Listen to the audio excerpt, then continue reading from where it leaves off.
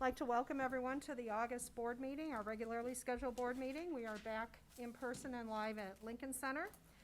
It's the Board of Trustees, School District 2, the elementary and high school district. If you would please join me in rising for the pledge. I pledge allegiance to the flag of the United States of America and to the republic for which it stands, one nation, under God, indivisible, with liberty and justice for all. We got in the habit of doing roll call votes during our virtual meetings, and so I'm going to continue that. Joe Raffiani. Here. Jana Hafer. Here. Michael Leo. Here. Russ Hall. Here. Brian Yates. Here. Scott McCullough. Here. Jennifer Hoffman. Here. Tanya Ludwig. Here. And the chair is present. We are all present and accounted for. First item on the agenda is recognition. And Sodexo has been awarded a $100,000 grant from Albertsons. And Greg, are you going to speak to that? Yes, I will, ma'am. Thank you. Yes, I will, Madam Chair, and I saw Sid. Didn't I see Sid? There he is. I'd like to introduce Sid Taylor and his staff and have them speak to this. This is outstanding for our district and for Sodexo, so please help me welcome Sid and his staff. Thank you, Sid.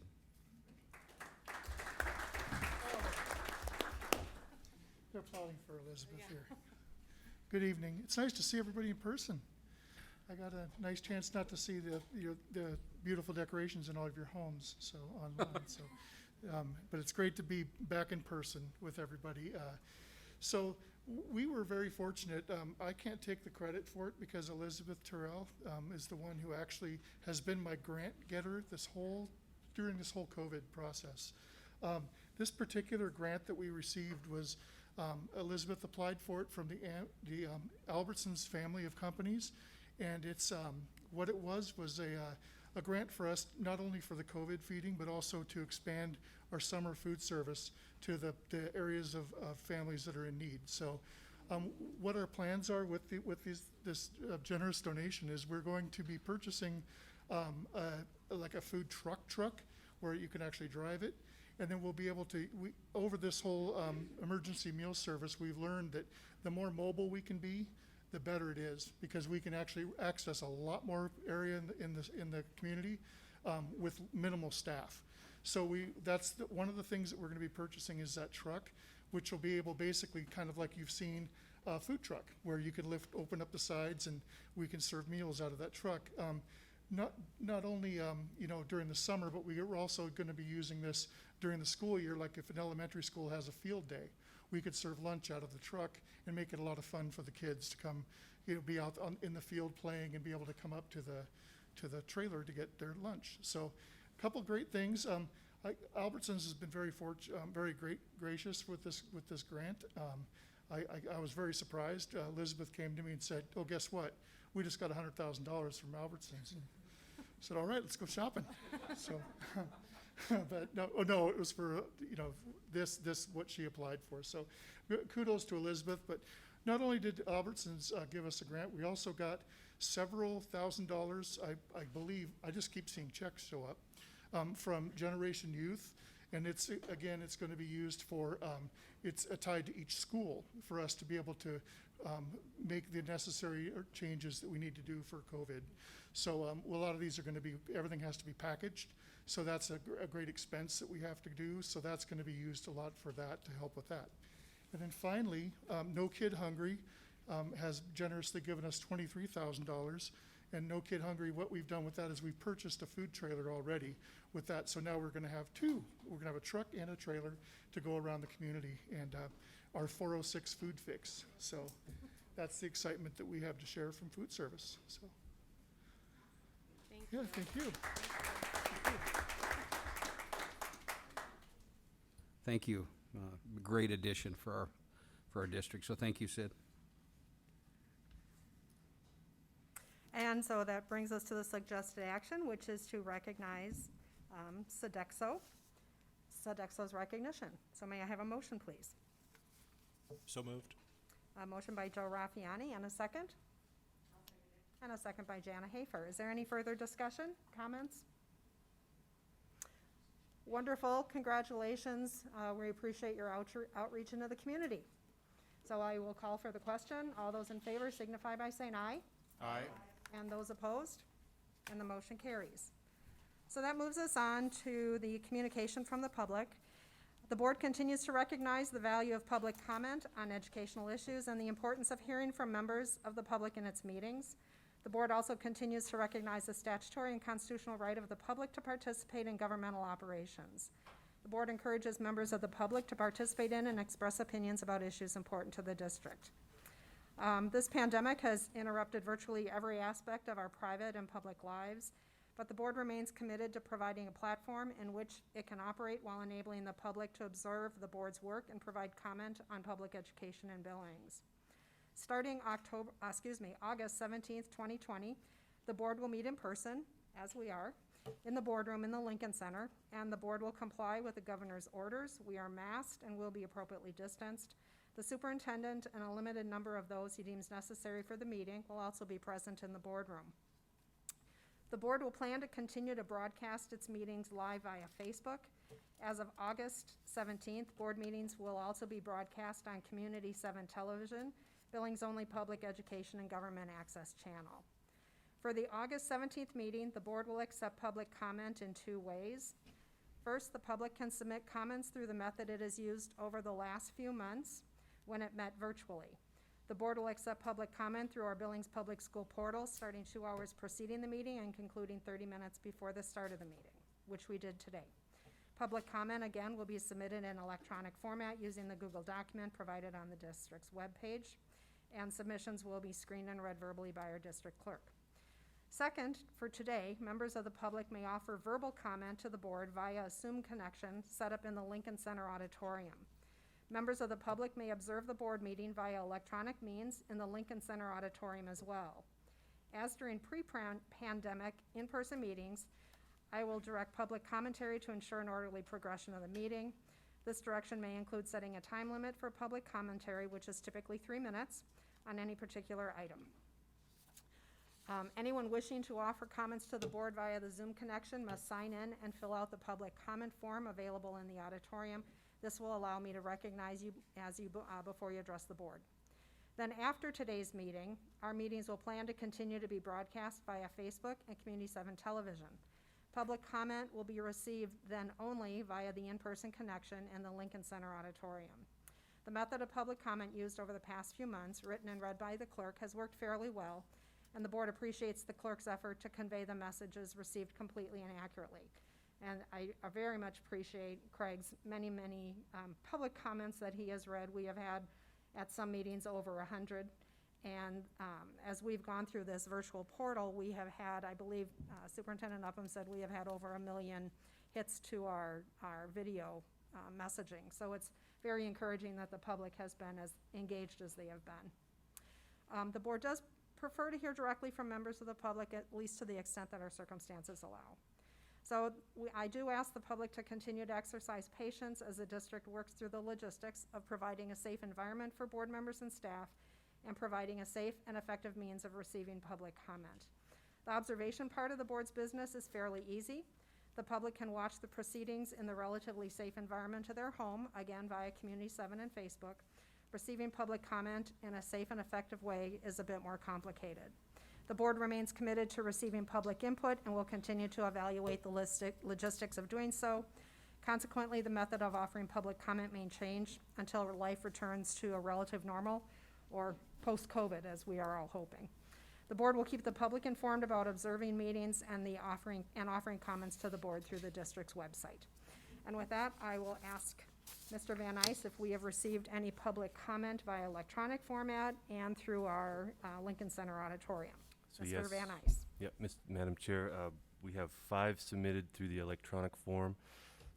The one public comment in the auditorium is our attorney, Jeff Weldon. He just wants to test out the system. Okay. So we'll go ahead and go to Jeff first, and then we can pivot back, and I'll read the other 5. Okay, I volunteered to be the test subject over here in the auditorium. Are you able to hear me very well? We hear you very well, loud and clear. All right, so the arrangement here in the auditorium lobby is actually going to work really well. There's plenty of space, and people who need to come in and comment this way can queue up with plenty of room. The auditorium is large, and people can spread out. There's a large screen at the front of the auditorium for people to observe and can hear you. And then, as I said, I'm in the lobby. I can see you. I can hear you. So I'm hopeful that this method works well. So everybody can hear. That's the extent of my public comment. Thank you, Jeff. All right. What was his address? Oh. Since that was just a test subject, we will not require him to give us his home address. So, Mr. Van Ice, if you would read the public comment that we've received via electronic Yep, will do. portal. Will do. So a total of 5 comments. So the first comment is from Anthony Kutzler at 1870 Broadwater Avenue. Comment is, I wanted to take a moment as a father of a student and husband of a teacher to address a few of my concerns regarding the differences between online and in-person instruction. It is my understanding that online instruction does not begin until September 8th. This delay would make sense if there is a needed time to finalize things, and if that is the case, I do not understand why in-person is not delayed as well. I have been in my wife's classroom trying to help her prepare for 23 students. It is impossible to space out desks further than 3 feet with that many students in one room. Additionally, she has not received all the PPE she was told she would have at this point. There are several other details of the district's plan that have not been provided as well. I also have the understanding that for online instruction, Wednesdays are designated as makeup days in which students will have a chance to catch up and have scheduled one-on-one time with the teacher. This does not exist in the in-person class instruction, and I do not quite see how that is fair to the students or teachers who teach in person, as they would benefit from at least the one-on-one scheduled instruction time.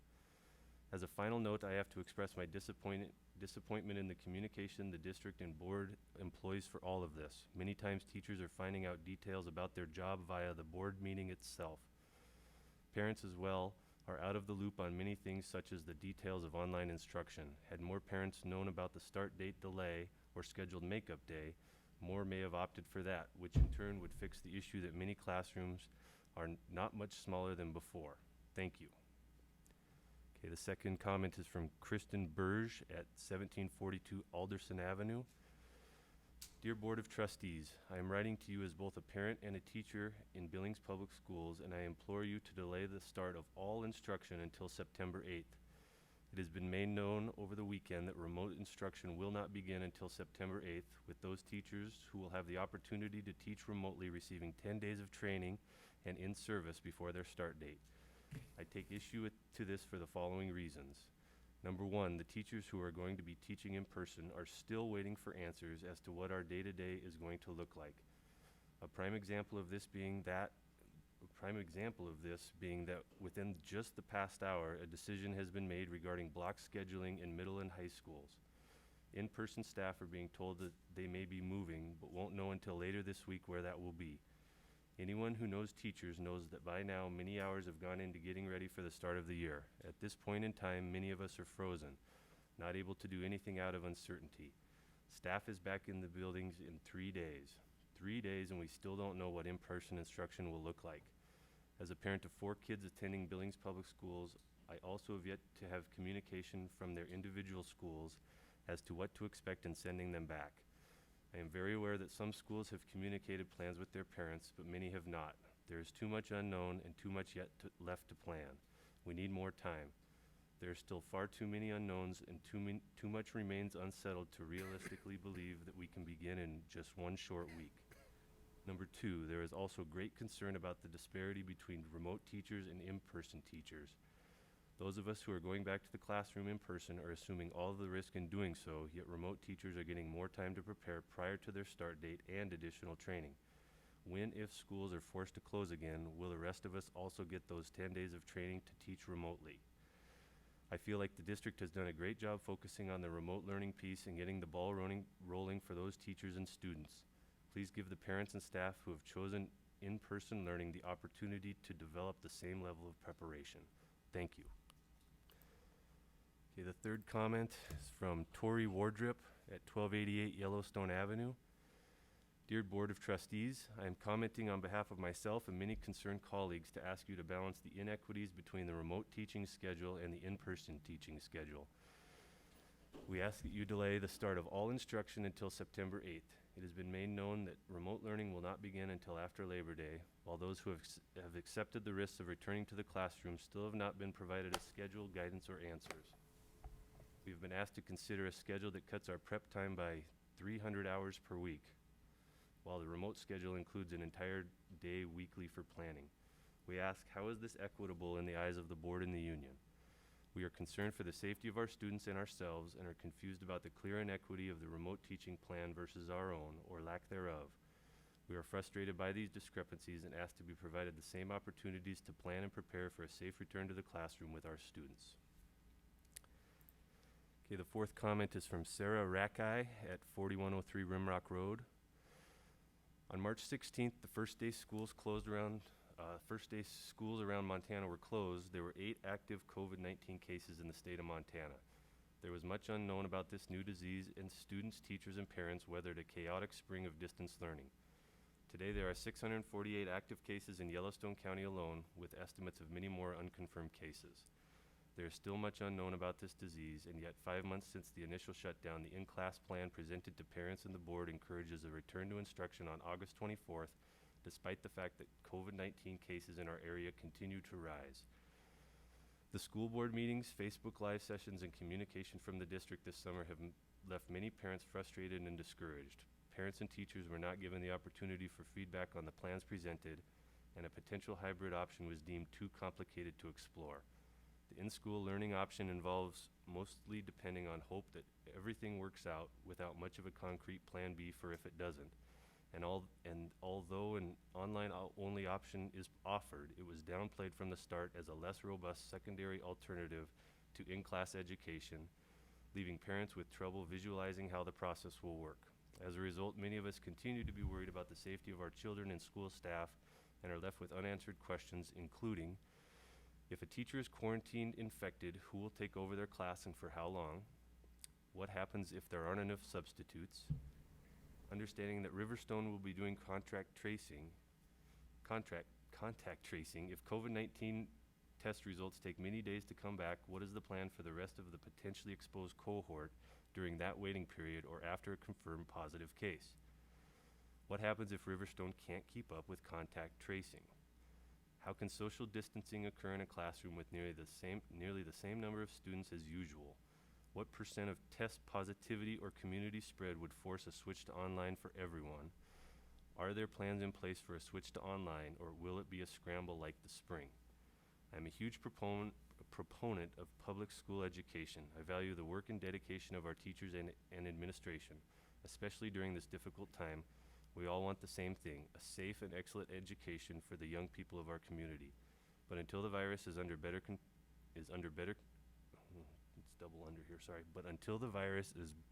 better control in our area, testing is adequate and resulted quickly, contact tracing can be performed efficiently, and community members understand the importance of working together and taking necessary precautions, in-class instruction shouldn't be rushed ahead while counting on a best-case scenario. Superintendent Upham has repeatedly said that we need to look for breakthroughs, not barriers. However, a global pandemic is a huge barrier to traditional education in many ways, one that shouldn't be downplayed even with good intentions. And then the final comment here from Dan Beeler at 1710 Augsburg Drive. To the Board of Trustees, can you please comment on why a clear and concise plan has not been agreed upon despite our return to school in a matter of days? It seems to me that you've had ample time to do so. The plans proposed recently should have been entertained and decided upon months ago. Can you please address the teachers who have decided to return for in-person instruction and tell them why they have been provided little time to prepare for perils that lie ahead and have ultimately been left in the dark about this entire process? Can you please address our contracts and why a deal with the union has not been agreed upon as of yet? Can you please address why teachers are being moved from their classrooms to remote learning due to small class sizes when this was the ultimate goal for the year? Smaller and safer class sizes were proposed to the public, though this is not happening. Thank you. And that's it for public comment. Next agenda item is the approval of the agenda with the suggested action to approve. Do I have a motion, please? I'll make a motion. Motion by Jen Hoffman. Is there a second? Second. Second by Joe Raffiani. Any further discussion? I'll question? All those in favor signify by saying aye. Aye. Those opposed? And the motion passes unanimously. So next item on the agenda is the superintendent's report, and Superintendent Upham will report to us on the progress in regard to the reopening of schools. Sure, thank you. Thank you, Madam Chair. And trustees of the board, it's nice to see everybody live. No, Zooms were wearing on all of us, I think, so it's nice to see everybody out there too, so welcome. I'd like to invite Mr. Felton to the podium. I know he's been a great partner with us through this process and will continue to be. John and I had a conversation earlier today just about the status of Yellowstone County and the COVID virus, where it's at, the transmission rates, the number of cases that we're dealing with. And we've really focused hard in all of the decisions that we make attached to the reopening and the restarting of school, attached to the science of this disease that we're dealing with and most current information. So Mr. Felton, would you please come to the podium?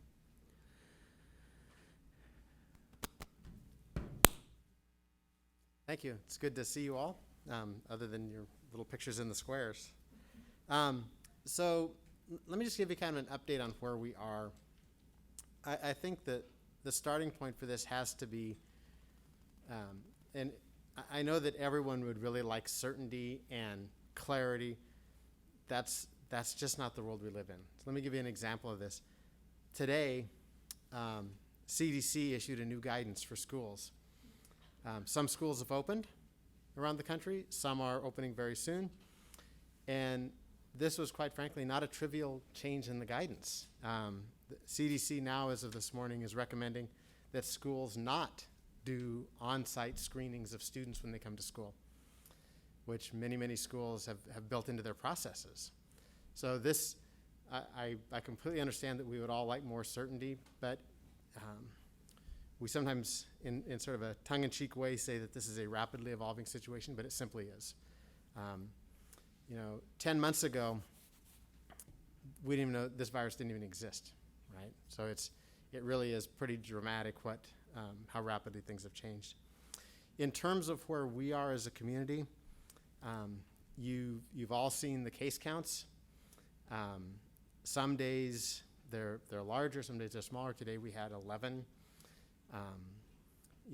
That one of the things that we really try to look at is what are our 7-day trends, because we know that things fluctuate. So for instance, there's much less testing over the weekend.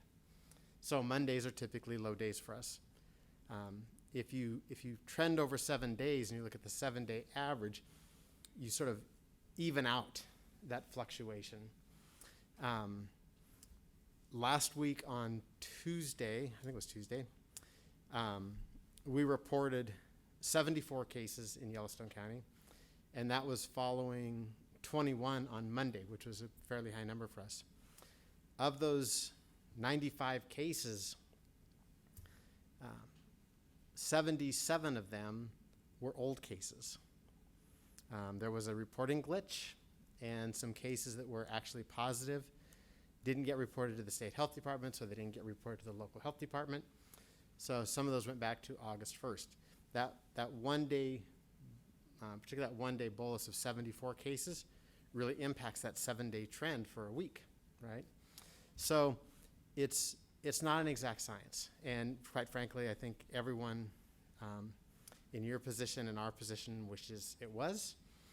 But this is a little bit of that old saw about building the plane as you're flying it. Overall, I will tell you, we had a peak of cases back in early to mid-July. You'll all recall that was tragically largely fueled by the Canyon Creek situation, where nearly 100 people were diagnosed, and 17 of those residents passed away to this disease. That outbreak is now considered over, but that peaked us in early to mid-July, and then we came back down. And we've been on a very gradual incline. That's a little hard to follow exactly because those 77 cases reported over 2 days instead of over 10 or 11 days would have shifted that 7-day average. So we'll see, that 1 day changed the 7-day average by 7 cases per day. So it's pretty significant. The other thing that we follow closely is we need to account for population. So one of the ways that you can do that is you look at cases per 100,000. And so we do follow that. Our number is, clearly everyone's numbers are higher than they used to be, but we have not yet reached the point that our medical technical team has said is really a significant inflection point that we need to consider more dramatic actions. There was some questions that came through about contact tracing. Since June 1, Riverstone Health, I just heard this the other day, we've hired 87 people since June 1. That's actually more people than we typically hire in a year. The vast majority of those folks are doing case investigation and contact tracing. They're also running our testing center out at the Shrine. We are keeping up on contact tracing. So CDC's definition of successful contact tracing is that all contact cases are investigated, which is the interview of the positive case. Contacts are identified, notified, and placed in quarantine within 48 hours. Typically, we are doing the case investigation either the same day or the next day, depending on when those cases come in. And then usually within, always within 48 hours, but usually significantly less than that, we've notified the contacts. The way this works, just to remind everyone, is when we get a positive test, there's a very lengthy investigation, an interview that's done. That interview really tries to do two things. The first thing it tries to do is identify where do we think you might have been infected. So there's a lot of questions about in the 14 days before you became symptomatic, did you go to a restaurant? Did you go to a bar? Did you attend an event? Did you go to a family event? Did you did you go to any social clubs? Did you go to medical appointments? Did you go shopping? Where did you go? And so what you're trying to do is figure out where are people most likely infected. And here's what we're learning. Not surprisingly, the largest blocks of infections come from household members and known contacts. So this could be through a coworker, could be through a person you travel with. But in most cases, what we're not seeing is linkage to like restaurants, bars. We actually specifically ask if you went to a restaurant or a bar or a grocery store in the last 14 days, which one? And we look to see if we find trends of places being named many, many times. Not surprisingly, grocery stores are named more often because everyone goes grocery shopping. But in the last 2 weeks, we've not had a bar or restaurant, for instance, that's been named twice. So it's really not coming out of those bigger types of things as much as it's family things. So it's weddings, barbecues, coworkers infecting coworkers, travel, whether that's people going out of state or having friends or family come in to visit, a lot of neighborhood stuff. So that's the kind of, that's where we're seeing case. When you can't identify a likely source of infection, and bear in mind, this, unless we can be really confident, like a spouse is ill and 4 days later their other spouse becomes ill, that's pretty likely where you got that. You really are just sort of trying to figure out what is the most likely scenario. You can't say for absolute certain where they were infected. If there's no apparent source of infection, then we consider that to be community acquired. And so we are clearly seeing that. And I think one of the words that's been a little bit confusing for people is when we talk about community spread, we're not using the spread as the definition being expansion. Spread means acquisition. So it's spread from one person to the next. It's not that it's going out and expanding through the community. So we clearly have community acquired infections. The other thing that we're paying a lot of attention to, I've talked to you before about the importance of what is the impact on our healthcare system and making sure that we have the capacity to manage cases. Our hospitals are full. They're typically full at this time of year because they do a lot of elective surgeries. There's a lot of trauma. There's a lot of people getting out and getting active and having exacerbations of their chronic disease. But we're also seeing significant numbers of COVID patients. Again, we're not to the point that we've not been able to manage the care of those patients. We've not had to go into surge capacity, but there are quite a few. So today, there were 52 patients hospitalized in Billings hospitals for COVID-19. That is about 55% of all the people hospitalized in the state of Montana for COVID-19. Of those 52 people, 24 of them are Yellowstone County residents and 28 of them are from outside Yellowstone County. All right, we've spent a lot of years positioning Billings as a regional medical center, and this is what we see typically over time. About half of the inpatients in Yellowstone County hospitals, Billings Clinic, St. Vincent Healthcare, are Yellowstone County residents, and about half are outside the county. So this is very typical for us. It's not unusual. Let's see what I was going to tell you. You've heard a lot about the increase in cases in Bighorn County. That is a significant concern to us because obviously that's a very vulnerable population, and a lot of those patients come here. Right now, today, of our 52 inpatients, 1/3, 17 of them are from Bighorn County. So that regional piece does come into play. With respect to schools specifically, the governor issued his masking directive on July 15th. If you read the masking directive that came out on July 15th, the word school is never mentioned. It's not in there once. There's no exception for schools. The governor stated that he didn't really think that it applied to schools. That was in his initial announcement. That's a little confusing from the enforcement side because you've got a written document, a legal directive that doesn't separate out schools, but clearly the governor said this. Public health has a lot of contacts with the governor's office and the state health department. We, writ large, public health has been a great advocate for getting the masking requirement to apply to schools.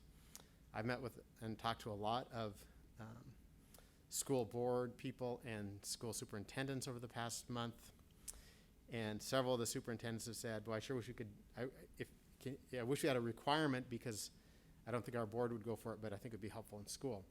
Well, last week the governor issued a clarification to that directive in which he said it does apply to schools. So everything that is in that directive with respect to it's a public place, you must be masked inside. If you're outside and cannot maintain physical distancing of at least 6 feet, people must be masked. So all that does apply to schools. And so I think that does clarify things. Let's see. I talked about the regional issues. Another thing I want to mention is as we look at what's going to happen over the next month, there's going to be a lot of big changes happening that will somehow impact COVID-19. So clearly schools are going back into session. Athletic and other types of activities will be underway. Some leagues have chosen to forestall football, to postpone football. MHSA did not. That was a request of the AA schools, but that was not approved. So football will happen. Soccer will happen. Golf will happen. Those other fall sports will happen. So that's two big things. You got sporting activities, and you've got school back in session. We've got the end of vacation season, so people who have been traveling will now be back in their offices, in their businesses, and we're going to start soon to have cooler weather, which seems like kind of a blessing today. And then people are going to be more indoors. So there's some things that are going to happen over the next 4 to 6 weeks that are really going to start to impact the likelihood of seeing more cases. I think it would be naive to not believe that we will see more cases once school starts. You're just going to put people in a space. They're going to share a space. And so that's what happens, right? I don't know if any of you saw the story that's come out about the University of North Carolina. Opened a week ago and closed today. Now those are college students, obviously. They went out and did what a lot of college students do when they go to college. And very quickly, 130 of those kids became sick. and many more are in quarantine and are anticipated to get sick. Oklahoma State University of Oklahoma, also reported the same type of growth. Certainly a little bit different with younger children, but I think it'd be naive to believe that we're not going to see cases arising out of school. Tomorrow, we will announce Yellowstone County's plan for athletics and other activities. We, Public Health, had really hoped that there might be a statewide determination of how that would work. That's not going to happen. So the next best thing that we tried to do in Yellowstone County was say, let's bring all the districts together and see if we can come up with a plan for everyone who does these activities in Yellowstone County. So whether you're a AA school, a Class A school, Class B school, Class C school, the same rules will apply, and those will get announced tomorrow. That will change as schools play in other jurisdictions. And that's, again, why we'd hope that there would be one statewide standard, but that simply didn't happen. Public health in Montana is a decentralized system, and it very much works at the county level. So we've gotten some good clarifications from the governor of his directives, one being masking, the other being how does the 50-person limit apply. I think that's an important one to understand. Under the general directive, if an activity or event cannot maintain physical distancing throughout the entirety of the event, then the event size is limited to 50 people. The challenge with that is schools. Now, if you're in a very tiny school and you got 18 kids in the school, it's probably not a big deal. But for the Class A, Class AA, and really many even B and C schools, they're very quickly going to exceed that number of 50. So the governor authorized, when he began the phased reopening, he authorized local districts to go back to school. He left it to you all. And so the question really was, that since that clearly, in my mind, and we got some agreement on this, clearly that waived the 50-person limit, right? If you say Billings Public Schools can go back to school, and it's your call, then that clearly has to waive that 50-person limit. The question was, did the governor waive it for going to school or school writ large? All the activities and things that go with school. And so he did clarify in a letter to some public health leaders that that 50-person limit does not apply not only for going to school but for school activities, which makes football. You can imagine trying to do, for instance, AA football with no more than 50 people total from two teams. So there's some things coming out that are going to be, there's some clarity. Quite honestly, we cannot offer the degree of clarity that people want because this is going to change over time. Guidelines are going to change. We don't know what the effect is going to be of masking in terms of how strongly is it going to be enforced. I can tell you that having been out a little bit over the weekend, I tend not to go out very much. I did see more masking than I've typically seen, so I think we're making some progress there. But it's just going to take some time to figure out what this looks like as we move forward and try to really learn how to live with COVID-19. The last comment I want to make here, and then I'll be happy to try and answer your questions, is the question of medical exceptions to the masking requirement.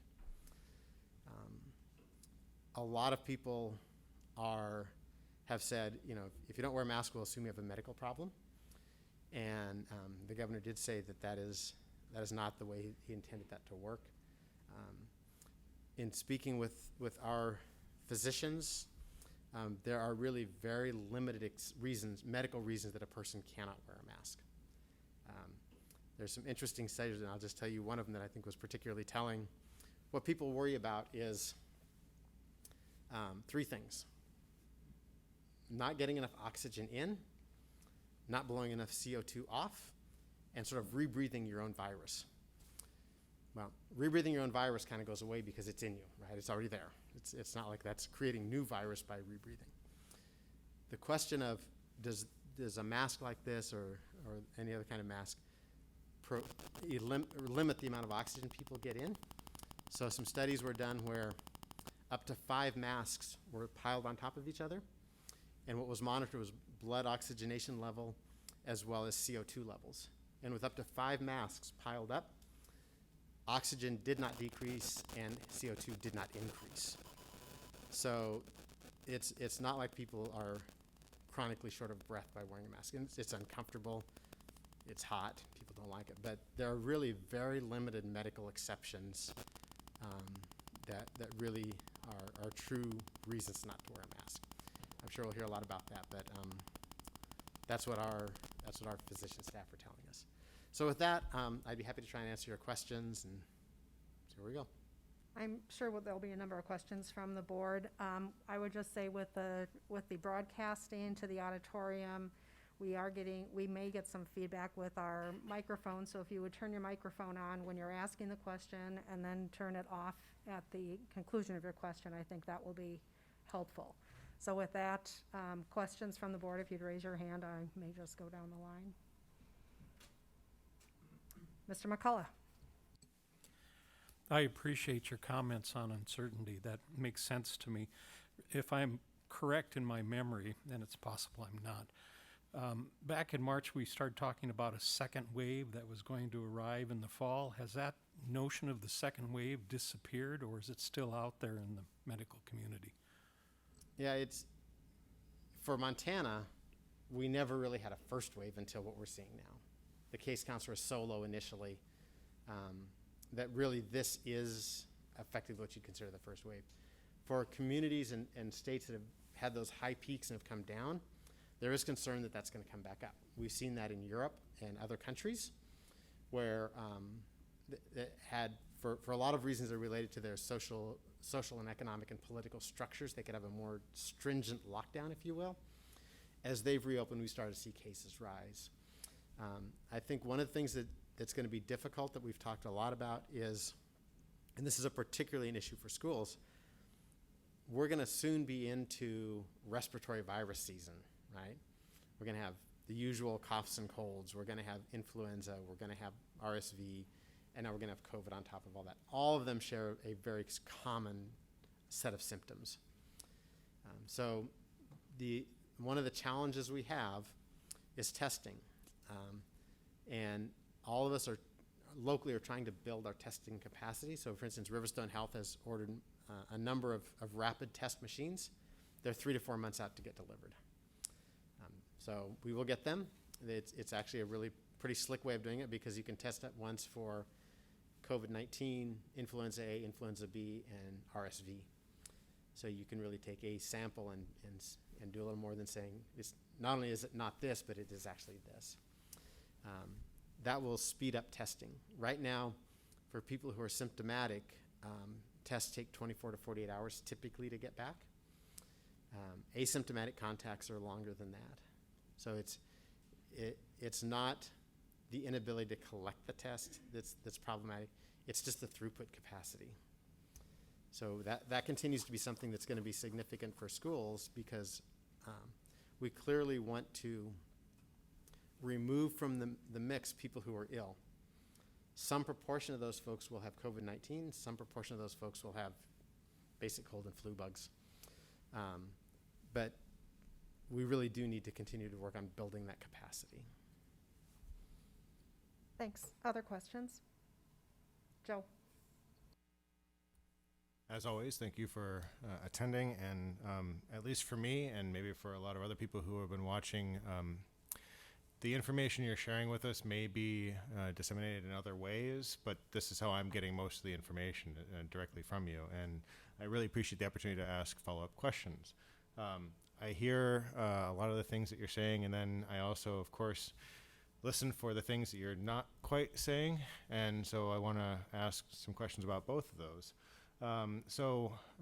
We've been told by our superintendent that decisions about what will happen as the situation on the ground changes in our buildings and our schools will be predominantly determined by you. Is that your understanding as well? So if there is a child who appears to have had actually been infected when they attend the school, you will be making the decisions, or the board will be making the decisions about how to address that. Is that correct? So Riverstone Health's primary function will be following up on individual cases and doing the case investigation and the contact tracing. What we've asked the schools to do is to help facilitate that by doing things like cohorting students, using seating charts, things like that. The decisions related to the way to do school are, Riverstone Health and one of our infectious disease physicians in the community have worked with the district to address those. That larger part of that piece of the Venn diagram lives with the schools. The larger part of the contact tracing, quarantine isolation lives with the public health Okay, agency. but so the for instance that I'm talking about then is a child in your child's cohort has tested positive. You have been contacted by Riverstone Health for contact tracing purposes and for further investigation. Will you be providing a recommendation whether that child had sufficient contact that they now need to also quarantine or isolate, or will that be coming from someone from the school? That will come from public health. That's you, right? Yes. Okay, just trying to be hyper-specific here, because this is a question that I've seen quite a bit. People feel hasn't yet been adequately expressly answered, and I think it really helps to identify chain of command and specify who's going to be doing what duty when it comes down to the rubber hitting the road.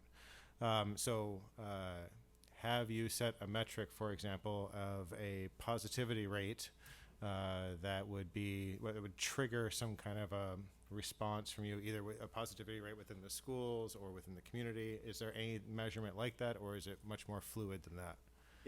Right now it's more fluid than that, largely because of the testing time issue. So when you get test results back, that could be anywhere from 24 hours old to 7 or 8 days old, that positivity rate really, you got 100 tests, or you got 500 tests back, and 10 of them were positive. Some of those were from yesterday, and some of them were from a week ago. So that we do have our medical technical team through the Unified Health Command is really trying to figure out where that data lives locally, and trying to do away with some of the time issues. But And I don't mean to judge your No. answer. It's more like, again, people, it's one of those situations where there are discussions on social media. I heard that the superintendent said if there is 500 or more active cases in Yellowstone County, we won't go back to school. And we need to dispel those kinds of myths if they are in fact myths. So that's that there is no set number that is in place. It's good to know that that's the way you are addressing it, and for the reasons why you're addressing it. That's why I ask. And I would say that the other piece about those, and trust me, I wish life was as easy as a metric would tell you what to do. But there's a number of things going on. Testing is one. A positivity rate for the county could be very different. Let's imagine you get 20 cases back positive. If those 20 cases are from Billings with a population of 105,000 or 110,000, whatever we're at, that's 20 per 100,000, basically. If those 20 cases are from Ballantyne, that's a very different scenario. So there's a lot of sort of the nuance of the analysis, which is why we use our experts to help us with that. It's also why public health in Montana at the local level typically does not do epidemiology. The state does epidemiology. This week we're going to post a position for an epidemiologist. We just need someone who really does that for a living to help us understand the data.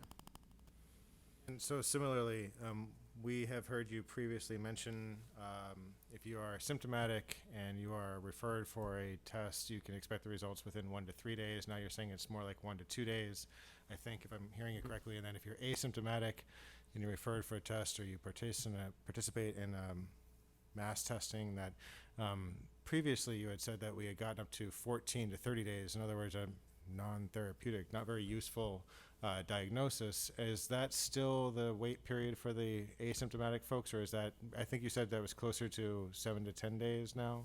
Yeah, so we're not doing, at this point, we're not doing just asymptomatic surveillance testing. It just takes too long to get the results. We are getting some close contacts who choose to get tested asymptomatically.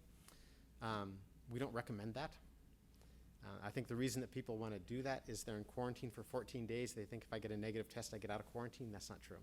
If you get a negative test, you're still in quarantine, because the quarantine period is the incubation period, so it doesn't matter if it's negative.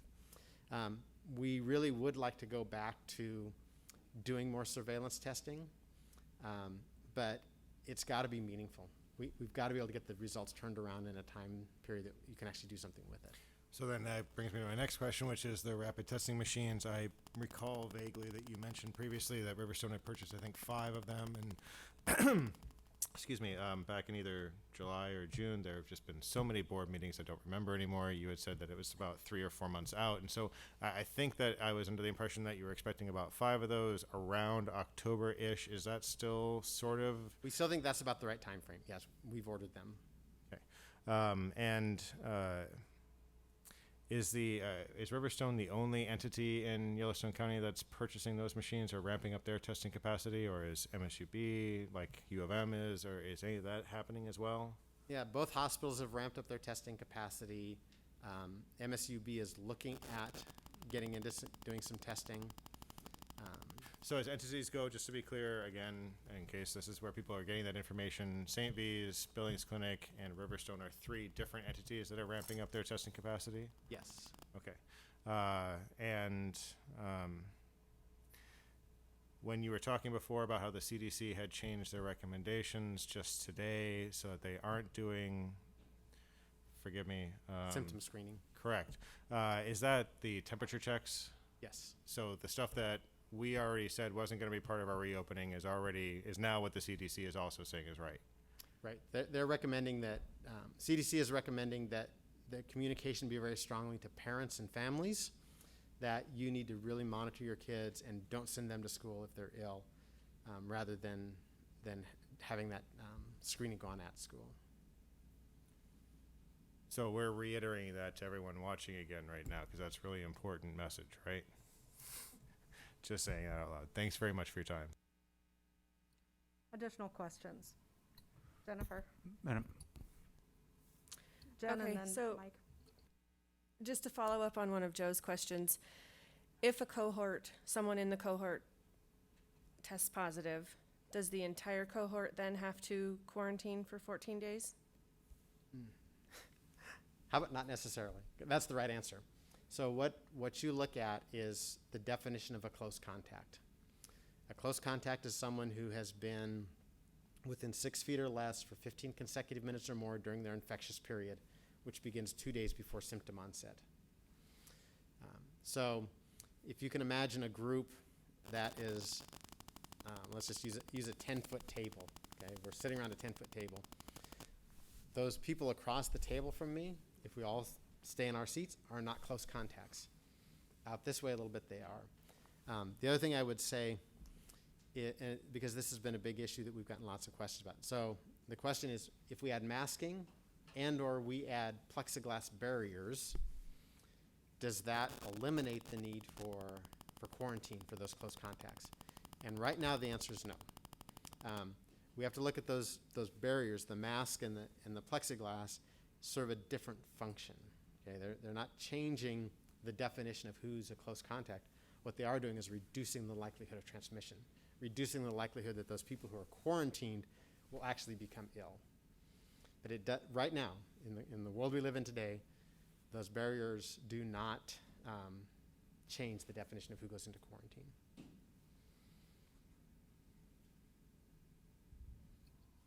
Thank you. Mr. Leo? thanks again, Mr. Felton, for coming. In regards to outdoor setting, specifically an outdoor classroom setting, do you know of any research or guidelines around spacing and masking when kids are in an outdoor setting? So in anything we're talking about COVID-19, distance is your friend. So outdoors, clearly you have more space to separate kids or anybody else. So that's better. if you imagine a scenario, let's just imagine we live somewhere where you could have outdoor school all the time, and you could keep all those kids 6+ feet apart because they're sitting outdoors and it never rains and it's never cold and all that stuff. None of those kids would become close contacts to one another. If one of them gets sick, nobody else would become a close contact. That's not the world that we're going to live in, right? So, but certainly, when it comes to reducing the risk of transmission, more space is better, more air movement is better. That's why you've seen things like enhanced air handling, enhanced filtration, air purification, things like that. Keeping open windows, using fans, that sort of thing. Other questions? Brian? Mr. Felton, thank you for all the meetings you've attended, and it is nice to see you in person. So, you know, the uncertainty, just to kind of echo a couple of the comments, really, you summed it up really well just a second ago when you said, right now, that's not the case. And I think that outside of the school board, professionally, I manage and oversee restaurants around the state. So naturally, I've heard a lot of things that you've had to say over the last 6 months. And things do change. And so from that setting, it's very similar to the school setting. Next week could be very different. Tomorrow could be different. And so that uncertainty I think it is a very important thing that you bring up, because it's not an uncertainty by choice. It's an uncertainty because a guideline could change tomorrow. I mean, there were professors who went to bed last night thinking, stressing, or whatever about their afternoon classes today at North Carolina. Just like that, it's all changed. And so the uncertainty, it is important to point out that, one, this is a global pandemic. It is a situation so many of us have never seen. It is very hard to create that certainty, even considering the amount of time. I mean, I would say your percent of time right now that you spend on COVID daily is Pretty much every moment of my life. pretty much every moment.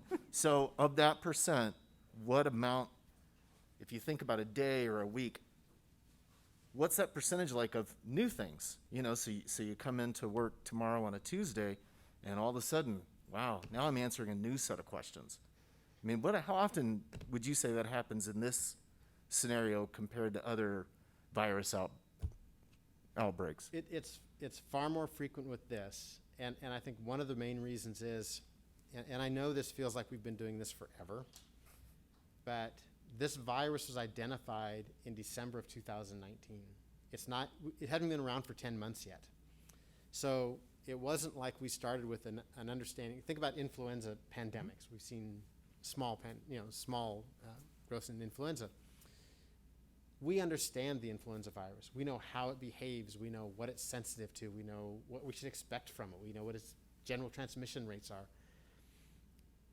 This is a virus that came literally out of nowhere. So there is no history. There's nothing to compare it to. And so as we learn more, if you think back, the early recommendations were don't use a mask, right?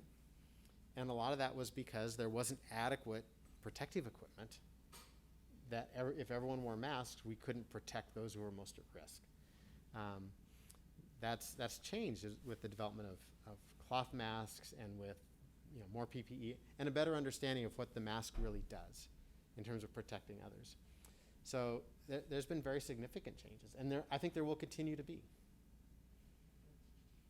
Well, no, I think that is a great thing to point out. This is something that is incredibly new. And to be honest, to speak professionally and then as a board member, feel really privileged to be in Yellowstone County and to be able to have someone like you and Riverstone Health to support us and get us the information. I really feel like it's an edge at a time when we need it. So thank you. Russ Hall? So, couple questions. First, just speaking to what is recommended, what isn't recommended, face shields. I know you've talked about that. The plastic face shields, no mask. Some people think that's okay, especially like teachers. Why couldn't they do that? So people, so they can see their faces. So there's no doubt that a cloth or paper mask is better than a face shield.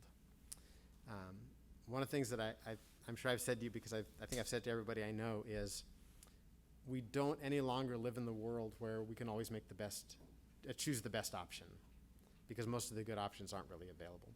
So Superintendent Up and I have talked about this many times, and some of the other leadership of the school district.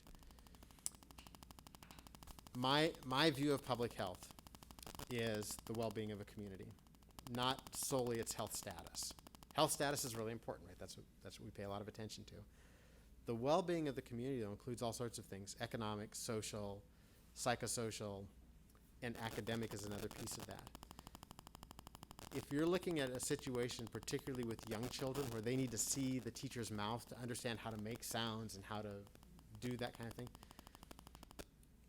move the teacher back and use a face shield. That's a rational response. Is it perfect? No. If you're in the hospital and you wear a face shield, you're also wearing a mask. You're doing both.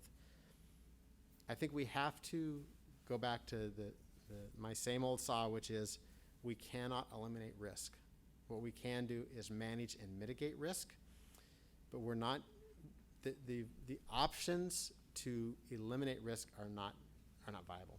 So if the question is a mask better than a face shield in preventing the spread of transmission of disease, the answer is yes. Is a face shield better than nothing? Yes again. Thank you.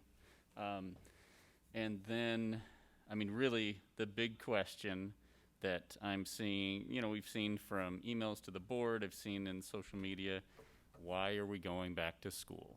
If we're so worried about groups and about this, and this, I'm playing devil's advocate here, I know the answer.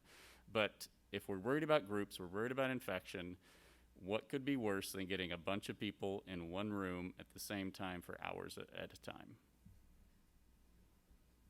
So I'll give you my answer, which is this.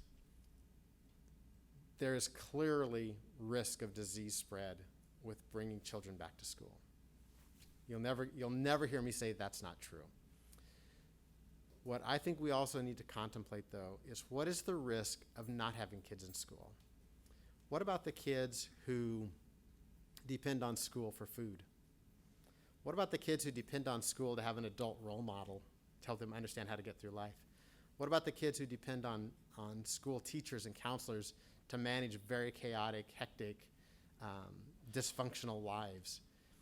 And what about, what do we look like down the road? If we know, for those of us who were involved in Graduation Matters, we know that kids who don't read at grade level by grade 3 are 13 times more likely to drop out.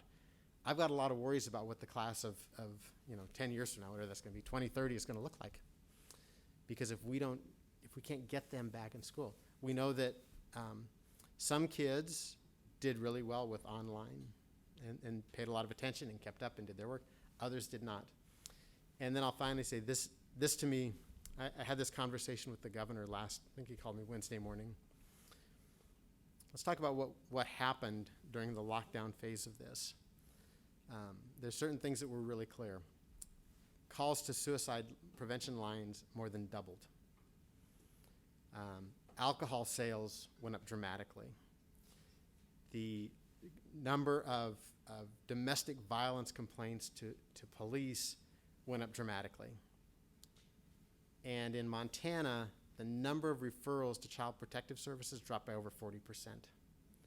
You will never convince me, and maybe I'm just stubborn, I can admit that, you will never convince me that a group of highly stressed out, economically challenged people who are abusing alcohol, who are demonstrating evidence of significant mental stress and are demonstrating increased domestic violence, suddenly decide we're not going to hurt our kids anymore. What we lost was you, right? What we lost was schools who are mandatory reporters and are getting those kids into safer situations. So, do we create risk in sending kids to school? Absolutely. If that was the only risk on the table, if everything else could be status quo, we'd be having a different conversation. But I think we have to look at what is the well-being of our community, what is the risk to our kids, short-term and long-term, and some kids will get sick. Most will not get terribly sick. some will get really sick. And heaven help us, this doesn't happen. There's a chance that somebody will perish from this disease. Those are the risks that we face, and that's what we're gonna have to live with. But they're not the only risk we face. And my feeling is, you know, if I could make everything go away and just say, stay home from school and everything else would be great, we'd be having a different conversation. It's just not the world we live in. Thank you. So I guess my conclusion to that is, yes, as you said, there is risk. It is a very calculated risk. It is a very thoughtful risk. And we have many measures in place to mitigate that risk as much as possible. But as you said so very well, this is not just about COVID.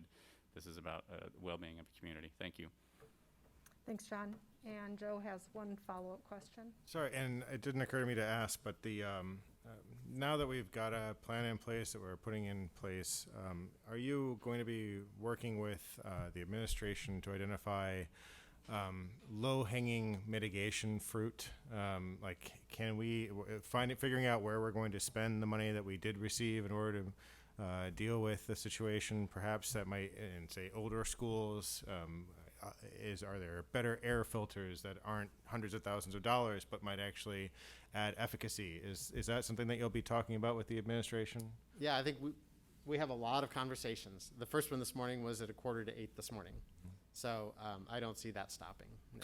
And likewise, can you make any specific recommendations to families as to, I was actually able to purchase N95 masks for my office for the first time since probably, before March.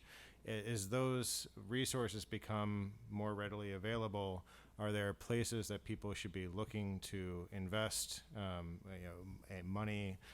Because the N95 masks that are available to the public right now are not less than 50 cents like they used to be, for example.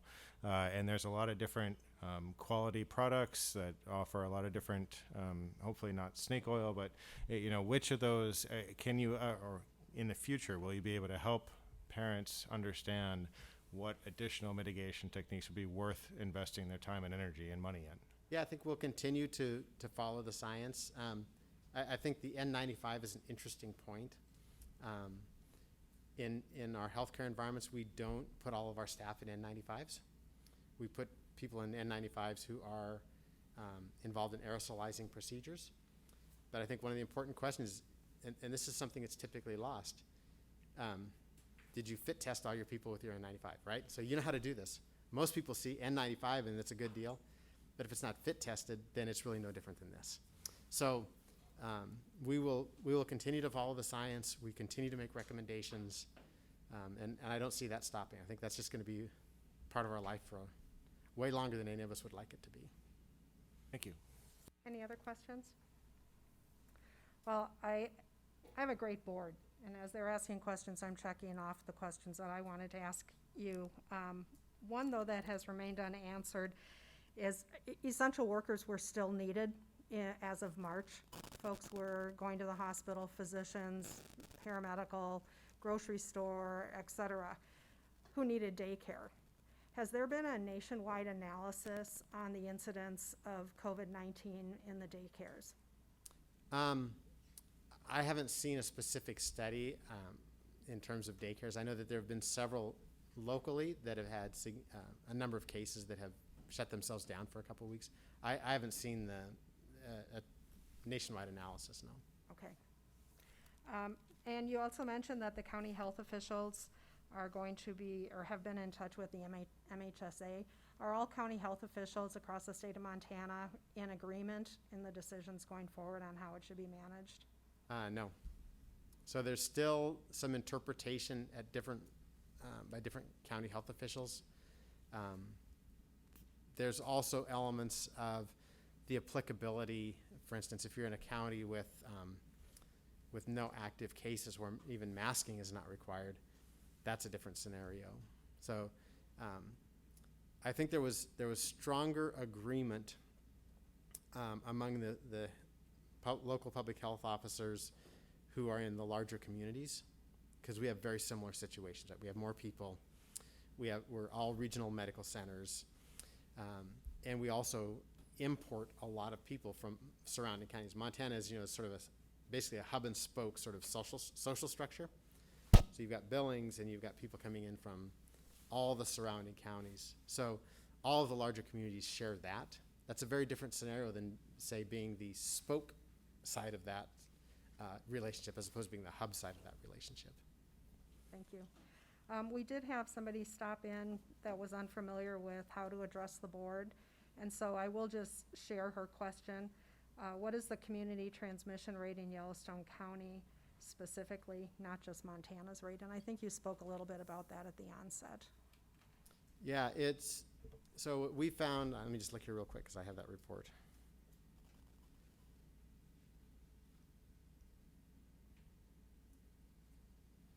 So for the first, this is, I believe, the first 2 weeks of August, there was 122 people who agreed to answer this question, right? These are questions you can't exactly force people to answer. So the question of where do we think you could have gotten this, 66 of those had a known household contact or a known non-household contact. So in other words, I work with so-and-so, she was positive, and 5 days later I became positive. 46% or 56 of those 122 did not have a known contact. So that's not quite the same as saying that 46% of all cases are spread by community transmission, because there's a lot of cases that never even get diagnosed. But in terms of the people we've talked to, a little more than half can say, I'm pretty sure where I got it, and a little less than half aren't entirely sure where the most likely source was. Thank you. I think what we've learned is we need to be diligent and we need to be nimble, and we need to stay alert on the front lines. Yeah, I think that's the watchword for everything related to COVID-19. As I said, we sort of tongue-in-cheek start off a lot of our statements with, this is a rapidly evolving situation. It just is. We learn more about the virus, how it behaves. We learn more about what works and what doesn't, and that will continue. Jana has a question for you. Thank you. Will your sports directive tomorrow address fans It will. in attendance? Okay, thank you. Okay, with that, I will turn it back to Greg. I don't know if you have any follow-up questions for Mr. Felton. We've exhausted him once again. Thank you very much for being here and Thank for you. being available for us. Well, Thank thanks, you. John. Time to go to the city council.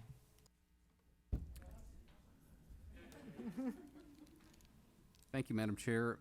As far as the reopening plans go, I'd like to start with, just as Mr. Felton had shared, one of the cornerstones of the actions that we're taking is from the medical professionals, both nationally and locally, and those are the Academy of Pediatricians, and then also our local pediatricians who reiterated what Mr. Felton said, and they are very strongly in support of students coming back in person.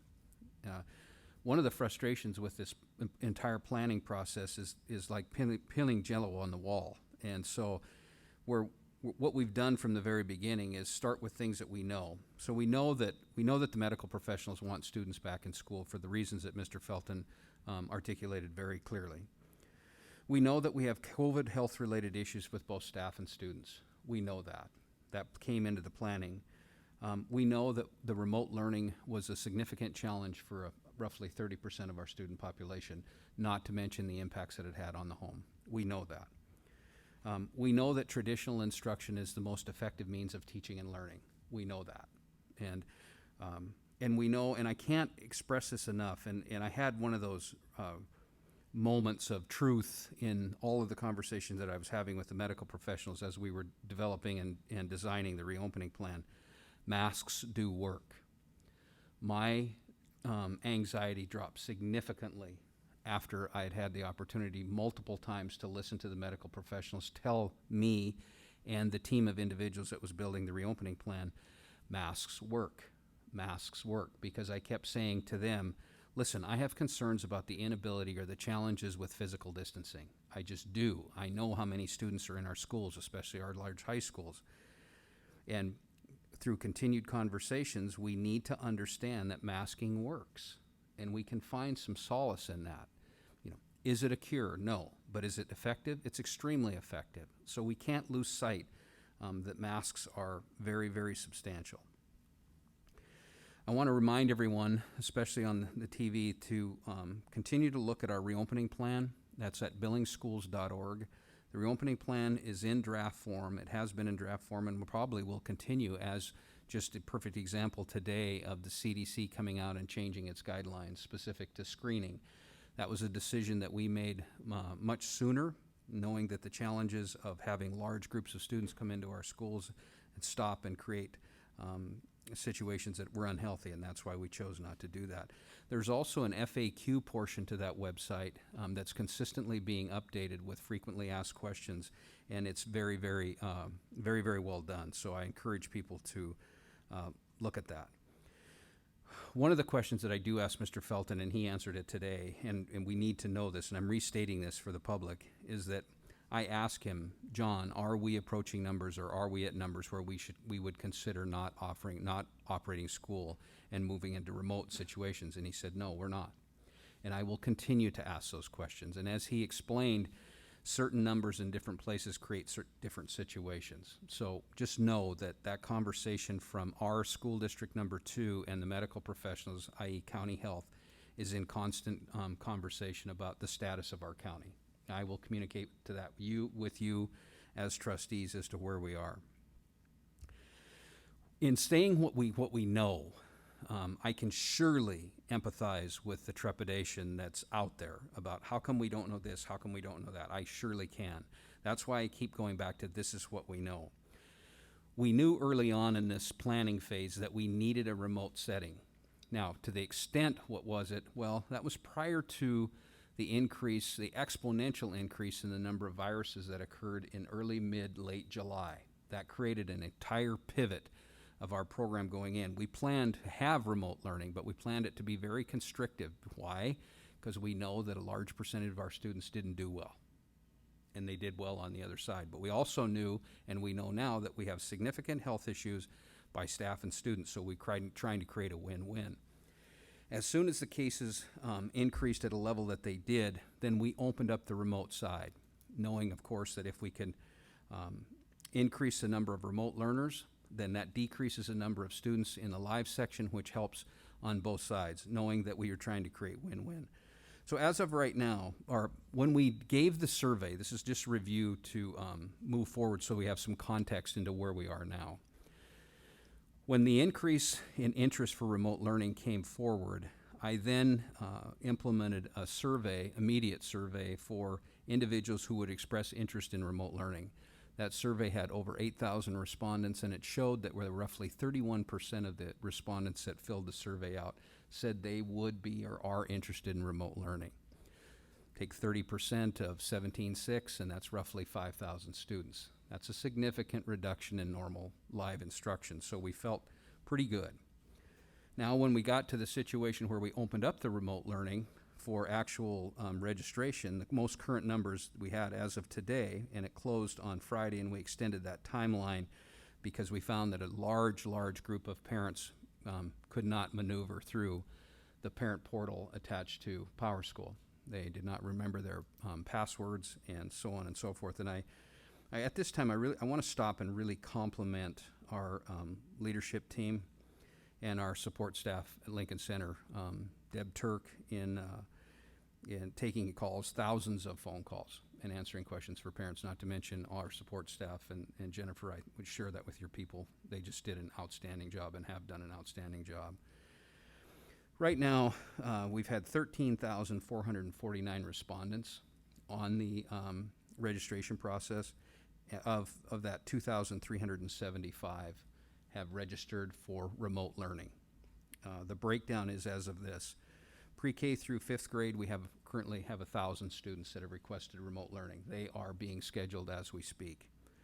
In middle school, 6th grade through 8th grade, we had 650 students, and in high school, 9 through 12, at 725.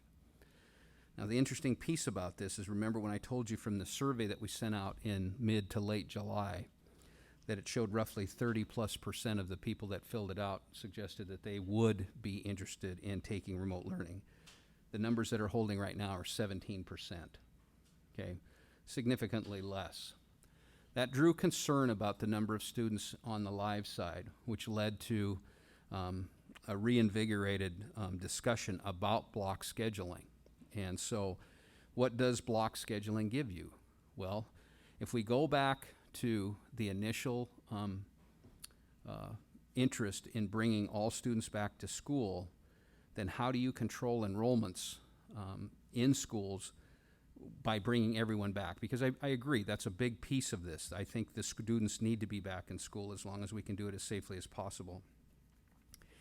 In looking at block schedules and what we're looking to implement, and we've done an excellent job, and I compliment BA President Rachel Shorworth for her leadership with this, and we roll this out in partnership, is we take a 6-period day in Billings and we go to 3 periods.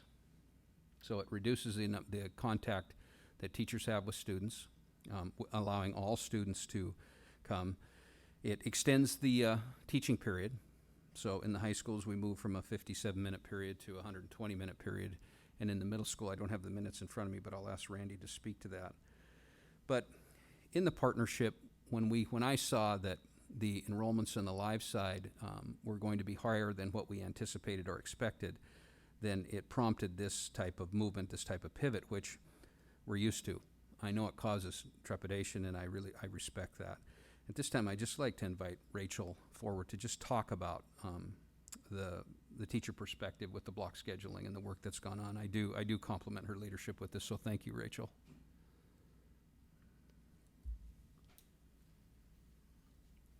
Madam Chair, board members, many of our members expressed a desire to prioritize the ability to cohort a middle school and high school level when the remote numbers were lower than anticipated.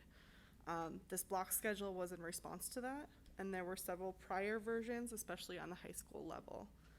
So the BEA sent out a quick survey last week and received good feedback from our educators. Concerns in regards to the block schedule were about adjusting curriculum and pacing, students adjusting to a longer class period, ability for teachers to have time to plan initially and then throughout the semester. So the plan that we have isn't perfect, we know that. We still have some issues and we're working through those.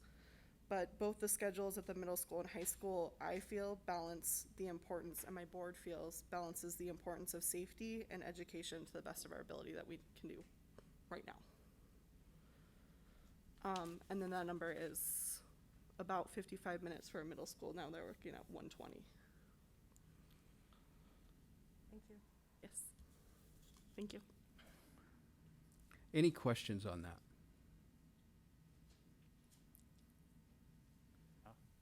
About block scheduling? Just about so far where we are. Yeah. Russ has questions.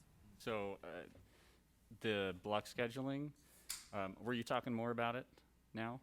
Yeah, I will. Okay, then I will reserve my question Sure. till later. So I'll actually invite Randy to come forward and talk what the block schedule will look like both in the high school and in the middle school. So Randy?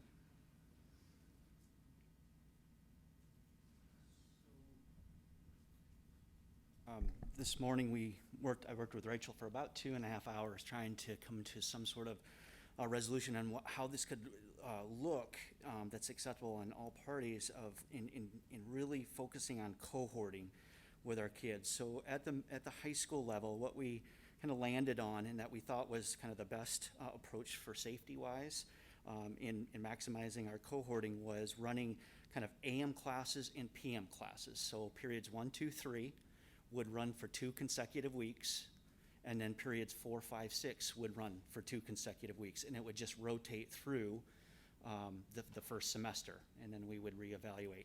The idea of separating out the classes, the morning versus the AM versus the PM, was specifically trying to ensure that the students in the Career Center still had opportunities to be at the Career Center. Instead of being there a half a day, they'll be there the full day, but their opportunities still exist. We don't take anything away from those kids in relation to the Career Center. Our instructional minutes on Monday on the 3-period block is 360 minutes a day, Wednesday's 300 minutes a day. The other focus that we were trying to maintain was meeting our aggregate hours in the state, the 10,080, or the 1,080, sorry. So we were able to do that, minimize contact. We did an hour kind of lunch / prep, however staff would like to use it, in the mid-afternoon, 12 to 1 essentially. The idea is allowing our custodial staff into the classrooms to disinfect, giving them amount of time to do that. So that's why we went with an hour. The middle school is similar. However, they have a couple of other constraints that we had to work with. They're gonna do a 1, 2, 3 day and a 4, 5, 6 day, but it's gonna rotate every day, okay? We are able to cohort, obviously, periods 1, 2, 3 on one day, and then the 4, 5, 6 another day. The piece with that, one is that the middle schools need to have 3 lunches. They don't have the facilities to spread the students out, so we need to run 3 lunches. Those kids don't leave campus, they're in that building. We need to minimize the number of students at lunch in that space. The other piece with that, it's a 15-day rotation for the A and B electives. So if I'm a student that's taking, say, band, or I should actually say art, and it's my A schedule elective, I'm doing that for 15 consecutive days. If woodshop's my B elective, I'm doing that the next 15 days. The idea is in the 6-week period, they have an equal amount of time to assess students and provide families some feedback of how the class is going for their child. Again, 360 instructional minutes for that level, and on Wednesdays, 270, a slight difference. And again, working with 3 lunches, making it a little more challenging, but we still meet our hours. So. Questions? Mike? So we're in the AB schedule, right? So on one day you've got fewer periods, but they're longer. Correct. But within each class, how is cohorting taking place? In other words, how many students will be in any particular classroom at any time? A lot of that's driven on staffing and in trying to balance the remote and the traditional and the staffing, the students specifically that we have. So we'll stay within accreditation standards, but it's going to be student driven, student enrollment numbers driven. Does that make sense? So in other words, one particular English class that's meeting for 2 hours, is that class going to be separated into 2 cohorts that each get an hour, or will there be any separation of a class? No, those classes will remain the same. It's just that instead of having 6 periods per day, there will be 3 periods per day. So the students will go through their schedule 3 periods per day versus 6 periods per day. So it'll be the same amount of students in a classroom, except there will be fewer periods throughout the day. So it basically cuts the school day in half as far as the teacher to student ratio for 3 periods per day versus 6 periods per day. In a 6-period day, teachers would see up to 100 and plus students in large schools. In a 3-period day, it'll be less than 50. That make sense? If it was 100. Jennifer? Yeah. So the students will be doing 3 subjects a day, or will the first period that lasts 2 hours have 2 subjects? It'll be like, for instance, if I have ELA, math, and geography as my first 3 classes, periods 1, 2, 3, it'll be those classes. So it'll be math for 2 hours, ELA for 2 hours, For geography. 2 hours? Yeah. They'll be in a class? Yep. Okay. Jana Hafer? Okay. 2 straight hours, will there be 55 minutes and then any type of break or stand up or get a drink and then 55 minutes? Yes, in the conversation with the administration, yeah, because this is new, this is different. Yeah, there'll be breaks in there. The idea, though, with the administration is to make sure that we're taking the breaks in a staggered place. So it may not be a perfect 55 minutes for a set of kids. It may be 50 minutes with this group. At the 65-minute mark, it may be this group, and just rotate it through so we're not we're not placing all the kids on break at once. Okay. So there's flexibility in that. And there will be seating charts, I assume? Yes. Okay. Yes. Thank you. Other questions? I've got a few Russ? questions. I think some have asked that similarly. So what are we solving by doing this, that it sounds like the seating arrangements aren't going to change. Teachers will see fewer people. I guess kids will be in fewer classes, but if they're within, if they're in a classroom and someone's sick, what we're thinking, we'll spread it less. Well, it's the minimizing the amount of people. It's not just staff is going to see half the students. Potentially the students themselves are in classes with half their peers too. So we're minimizing the amount of interaction amongst individuals. Okay, thank you. I'm having a hard time wrapping my brain around 2 weeks on, 2 weeks off. I can't think of a learning theory that supports that at all. I don't know why we wouldn't do every other day. That you have an AB, you have a B day. There's going to be a huge learning loss if we're doing 2 weeks on, 2 weeks off. That is not going to work very well for learning. And the thought with that was, it was to, again, cohort those individual students. It's hard to cohort in a high school. I mean, it's very difficult. Going to a block schedule, reducing down to 3 classes, and then containing it in a time frame, we thought would kind of, again, narrow down that cohort to the best of our ability. So it's a balancing act, as you've heard in a lot of things, safety and learning, and trying to balance those two things. We looked at some other ideas out there, and we even threw out, going for 6 weeks in chunks. And it just, with various classes, AP in particular, it didn't work. So that's why we kind of took a step back, and we went back into the 2-week idea. We did look at the every other day, but there was some concerns around that we weren't narrowing our cohorting quite enough. And we reached out to our teachers for this too and took guidance from them as far as I use the term, let's try and find the sweet spot in this, because we had looked at extended times, short times, and the feedback was that the 2 weeks was optimum to balance the safety, the ability to cohort, and the ability to teach and learn. And so in weighing all those out, I just use Mr. Felton's response in that the best options are gone. And so we will evaluate this as we move forward. The teachers asked that we commit to this for a semester. I'm totally supportive of that, but that doesn't mean that we won't evaluate as we move through it. And I think I feel better personally, just because the number of remote learners was significantly less than what we anticipated it would be.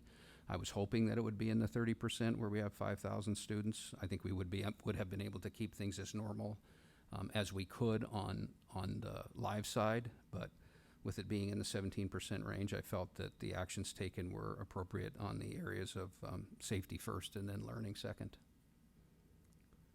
So I'm hearing, go ahead, Jen.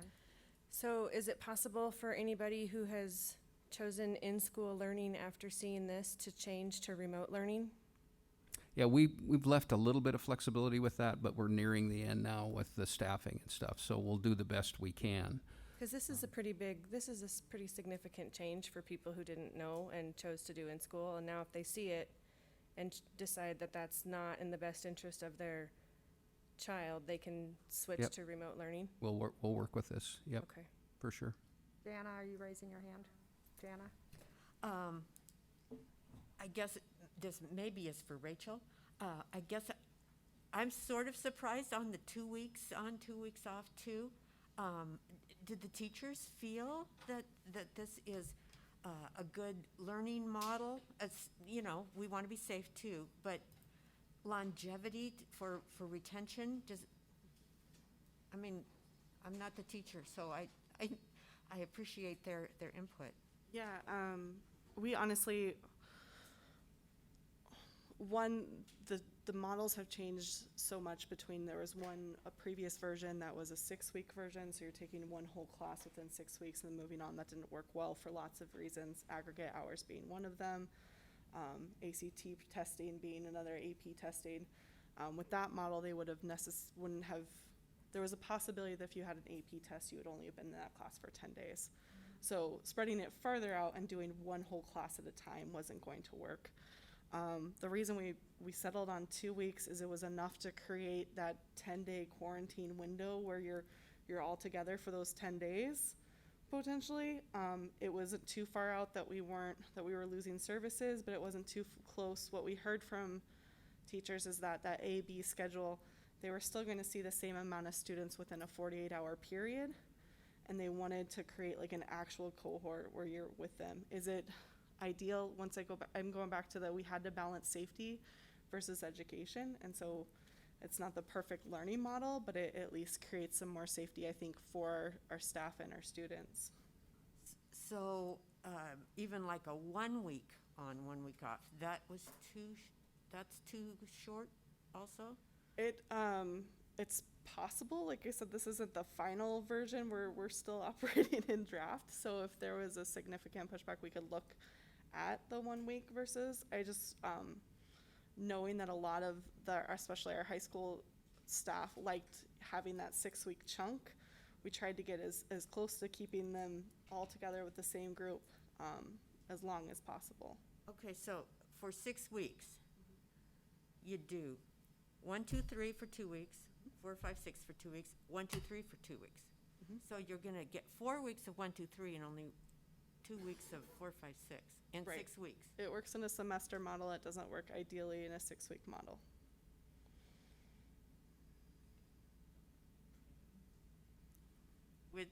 Which I guess takes me back to would a 1 week work better to get instruction in each subject? I don't know. It's not an easy answer. Right. But, okay, thank you. Scott McCullough. I don't have a question, but I would only point out that the notion of block scheduling in this district goes back 40 years. We have talked about block scheduling and creative scheduling of children into their curriculum areas for 40 years, and block scheduling has always been an option we've considered, and now we have it because of certain circumstances. The tweaking of the block scheduling is what's important, and I leave it to the professionals to do that. Thanks. Thanks, Scott. We talked about, did anyone else have a question? Brian? Madam Chair. So with the count of the students who have picked their learning path, there's about 4,000-ish missing students. Is that roughly? About 3,000. 3,000? So by default, are we kind of assuming they'll be in person? Yeah, that's what, as I shared, there's been, so our official enrollments are right around 17,600. We've had 13,449 respondents. Oh, yeah, 3,000, yeah. So the remaining would default into live instruction, but I am saying that we'll treat each situation a case by case and see what we're dealing with. It's just, that's what we're gonna have to do, so. This is just kind of a curiosity question. Did this come into play with looking at the 2 week block that maybe a period 1 class that's around each other in a 2 hour, something happens and that class gets quarantined? Does this 2 week block allow the flexibility to then more or less swap classes? So this class could be, did that play into it? The flexibility of being able to move time slots if you needed to? No? Okay. Wasn't on my conversation. Okay, just curious. Anyone else? Right. Jen? So with the 2 weeks, if someone has to be quarantined for 2 weeks, then they're missing that entire class for those 2 weeks? No, what we've asked our teachers to be prepared for, just like we would in a normal situation. So a student goes through surgery, has mononucleosis, breaks a leg, is placed at home. Our teachers have always supported that student, short-term person within the classroom. That will still go on. So if an individual or student is in quarantine, the expectation is that the classroom teacher support that student in a remote setting. That's different than the students who are in full remote.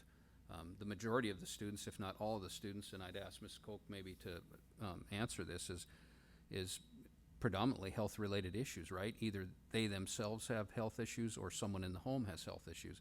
Same thing with our staff, correct? Okay.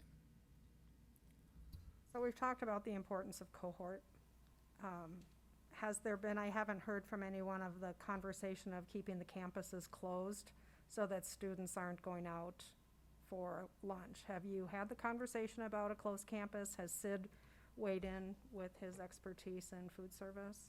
We have had that, and it's difficult to have a closed campus, especially on the high schools, just because we don't have the facility to accommodate them. However, we're going to reach out and do what we can to support students to stay on campus to the best of their ability. Now, our building administrators are completely open to the open campus concept, just for the sake of, with the block schedule that we have in, students are going to be in classes for longer periods of time. They need more time out, and so I'm comfortable with the open campus too. I really am. I think most of our students stay on campus anyway, and they eat in different areas that they're used to eating in. So I think it's important that we try and keep that as normal as possible, but we also do what we can to allow students to stay on campus that maybe wouldn't otherwise. Are you going to be having discussions with particularly with the high schoolers about the importance of cohort fraternization? Absolutely. Yep. Madam Chair, Yes, sir. I have a question for the superintendent. Actually, a comment. I wanted to commend the plan where it mentions encouraging outdoor instruction and using the outdoor spaces. I think that should be reiterated as much as possible. And obviously, we're going to learn as we go along. But again, the more people we can get out of that building, and the more we encourage teachers to do so, I think would be beneficial to everyone. On the other hand, on the transportation section of the plan, I don't see anything about having bus windows down as long as weather permits to increase ventilation. I mean, that is the one place where we really can't get distancing. But as Mr. Felton mentioned, greater air circulation is going to improve that situation. So if we could just, until the weather turns bad or very cold, let's ask them to keep those windows down if possible. Sure. Tanya? Can I just throw in a little, since I used to be a bus driver? We actually the bus driver sets the rules if they want the windows up or down. And there's reasons why. There's reasons of people throwing stuff out the windows, out of the bus. People throw food out the windows. There's all kinds of stuff that you gotta watch for. But they can keep them like halfway down as long as they shut the windows. Well, I understand there are considerations for standard operation. This is certainly not a period of standard operation.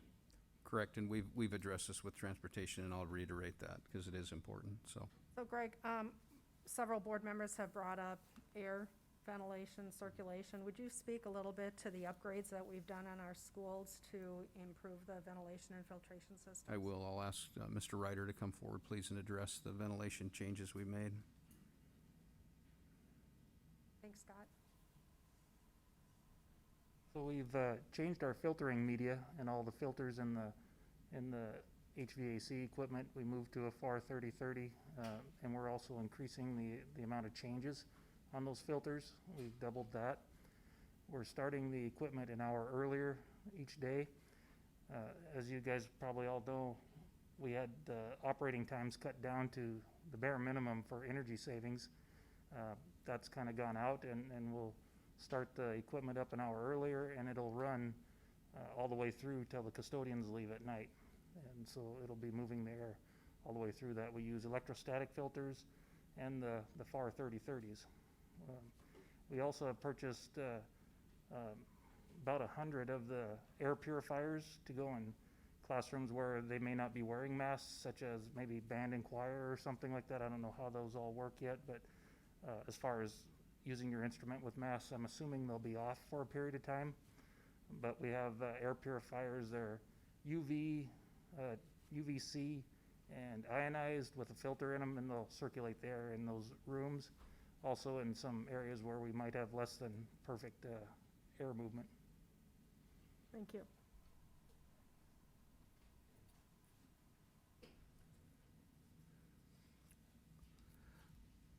Are there any other questions about that? Russ? Yeah, questions about the block scheduling. And to Scott, I lived block scheduling in high school. I loved it. We had A and B day. It was an hour and a half long. I thought I would hate it, but it was amazing. I was able to dive into my topics and get into them like, none else. We talk about learning loss for summer. Every 2 weeks is a massive learning loss. So we're going to lose how much time? Mathematics, I can't remember what I did in math the day before, let alone waiting for 2 weeks. This is my profession, is learning. That's what I've studied. That's what I do. I don't think we're going to find any studies that support this being a wise decision for our kids. I don't think that we're going to find the benefits of reducing our cohort will override, the detriment for learning loss. I don't support this at all. I think it's I'm glad it's draft form, because I think we need to scratch this.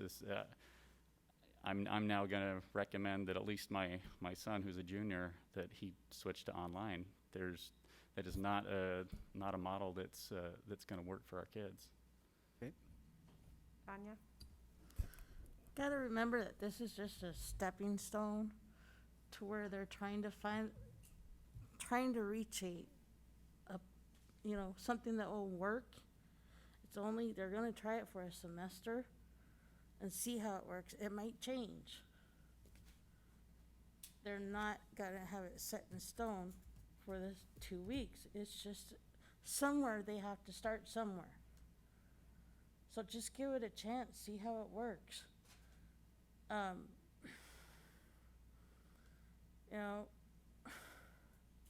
Sorry if I can't get my head here, but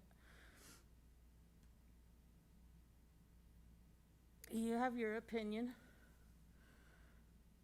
but others might want to give this a chance to see how it works. It's just a stepping stone. You might be surprised. Kids might retain it over 2 weeks instead of 3 months. 2 weeks compared to 3 months or 5 months is a lot different. That's all I gotta say. Anyone else? Greg? Thank you. And I surely can appreciate the constructive debate. I think it's very clear that we are doing the best that we can, and I mean all of us. So Trustee Hall, I do respect your position as we are wading through this. That's totally fair. I've had the same conversations with our professionals. I'm trusting that our teachers in their position with this, they're the experts in the field right now, and I just personally believe as a superintendent I feel safer with our kids in this position, and I'm willing to sacrifice maybe the give and takes on, again, no perfect answer. So I do respect your position, I really do. I want to talk a little bit. Greg, before you go forward, Missoula, I believe you'd mentioned, was doing block scheduling. How are they doing their block scheduling? Theirs is layered, and I don't have the plan in front of me. Great Falls is going to do some block scheduling, and so is Butte. Butte is much longer block. I believe it's 6 weeks. It's difficult for me to speak to because I don't have the plans in front of me. So those are school districts that are practicing some blocking. Okay. So you'll take a look at those other AA Sure. schools and see if there's some type of consensus? Yep. Okay, thank you. On the remote timeframe rollout, there was some consternation. You heard it earlier. I just want to share that we have adjusted that timeframe. So our remote teachers will be in contact with the students. I believe the first day is the 28th on a virtual meet and greet, and plan on instruction on August 31st. So Brandon, as far as the technology is concerned, I know we've talked about this. Maybe give us just a brief update on where we are as far as technology for remote and the process that we'll go through to ensure that families in remote have the appropriate equipment. Sure. Good evening, board. So right now we've reached out to all our techs. We actually kind of just got finished wiring up carts from the first COVID shutdown. About a month and a half ago, we expected to be back in school full time. So with the recent change, we're reaching out, we're going through, we're unwiring the carts that we have, ramping up with Chromebooks and iPads. We're doing that as quick as we can. There's a bunch of other work that we do during the summer to get ready for school to start. So we're kind of backtracking and we're undoing a lot of stuff that we had pre-planned and gotten ready. But my whole staff is going through and we're getting stuff ready. We're ordering devices and stuff for the teachers that are homeschooling. A lot of stuff is on back order. We're getting our orders in as quick as we can. The problem with that is every district, there's a lot of districts that are putting in their orders for devices, and that's Chromebooks, that's iPads, it's document cameras, laptops. So we're working as quick as we can to get equipment in, getting it ready to go out. A lot of stuff that we are planning on rotating out this year, if there's still good pieces of equipment and they're safe and secure and they're still getting security updates and stuff, we're going to try to reuse those instead of sending them out to get rotated out. We're going to try to keep as much as we can to ensure that we have enough devices in the classrooms and for remote learners. And then with the other equipment, there are going to be some schools that are a little bit short on equipment because we're going to have to take equipment out and ensure all the remote learners have equipment first and foremost. We're just going to have to kind of backtrack and try to pre-fill more equipment in as we can get it ordered.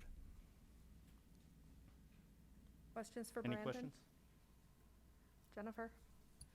So, I had someone ask me, it said something online about if you're doing remote learning, you have to check out a Chromebook. We'll be checking out, not every school is the same, most of them are, so But what they we're don't looking have at- to. They don't have to. If That they is have something at correct. home that they'd like to utilize, they can utilize that and not check out a Chromebook. Yes, absolutely. Okay, thank you. Other questions? Brandon, when we went to off-site learning in March, we did have Spectrum offer free internet for folks that hadn't had internet. Are we going to be running into, and maybe Greg, you can answer this, are we going to be running into a situation where families do not have access to internet, and how is that being handled? We could, and the work we did last spring with Spectrum and the other agencies allow us, I think, more coverage, more capacity to address that issue. Correct, Brandon? And we're actually, at the moment, we're stocking up on hotspots. I think that's going to be a little bit easier to manage as needed. So the direction out to the principals is when those families of students that need internet are coming in, if we haven't gotten them set up with Spectrum already, we do have a handful of hotspots that we have in. We're configuring them right now, and we'll be looking at using those as well. Thank you. Are there other questions for Brandon? Thanks, Brandon. Sure. Superintendent? Yeah, so recap, school is scheduled to start on August 24th. I compliment the courage of our people. We want to move forward with that.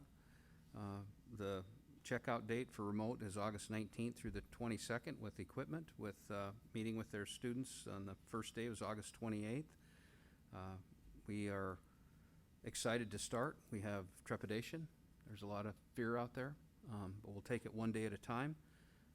We've done a lot of work with our medical professionals.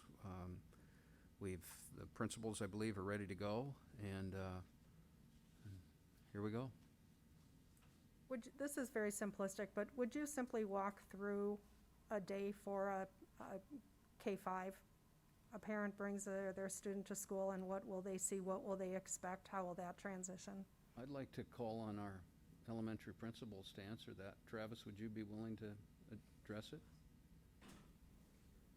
Hi Travis, aren't you glad you came?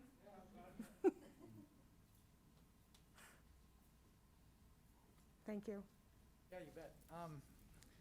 So a typical day when the kids arrive, we've been asking, and at every school it's going to be just a little bit different. I have to say that first and foremost, because we all have different layouts of our buildings, and we're trying to maximize that space. So we're trying to get parents to drop students off actually later in the morning. Some of us have moved our breakfast times back because we can't have that number of kids in the gym together, and we're mixing our cohorts. So in order to do cohorting, we want to try to make sure our kiddos have a place to meet outside. They'll come in through various doors in our elementary school up to a certain point. Then they might all be coming through the front doors, so long as they're staggered enough to do that safely. But they'll come in the morning, they'll eat their breakfast in their classrooms. Some schools are still going to be using the gym for certain cohorts, while others are eating in their classrooms, so the morning's going to look different. But the kids will come in, go get their breakfast, go to their classrooms. Once the day starts, typical day is going to be kind of a typical day. They're still going to do their reading and their math and everything else they go through. The rooms do look different. I'm sure you've seen pictures and videos that have been put out. Desks are spread apart, things like that. But I've talked to my staff, and I've even told some other people that it's not the stuff you have in the building. That's the initial thing that kids first see that make that place warm and inviting. But really, it's the people that fill it that really make the environment. So we've got our work to do to make sure that environment is warm, loving, caring, supportive of our kids.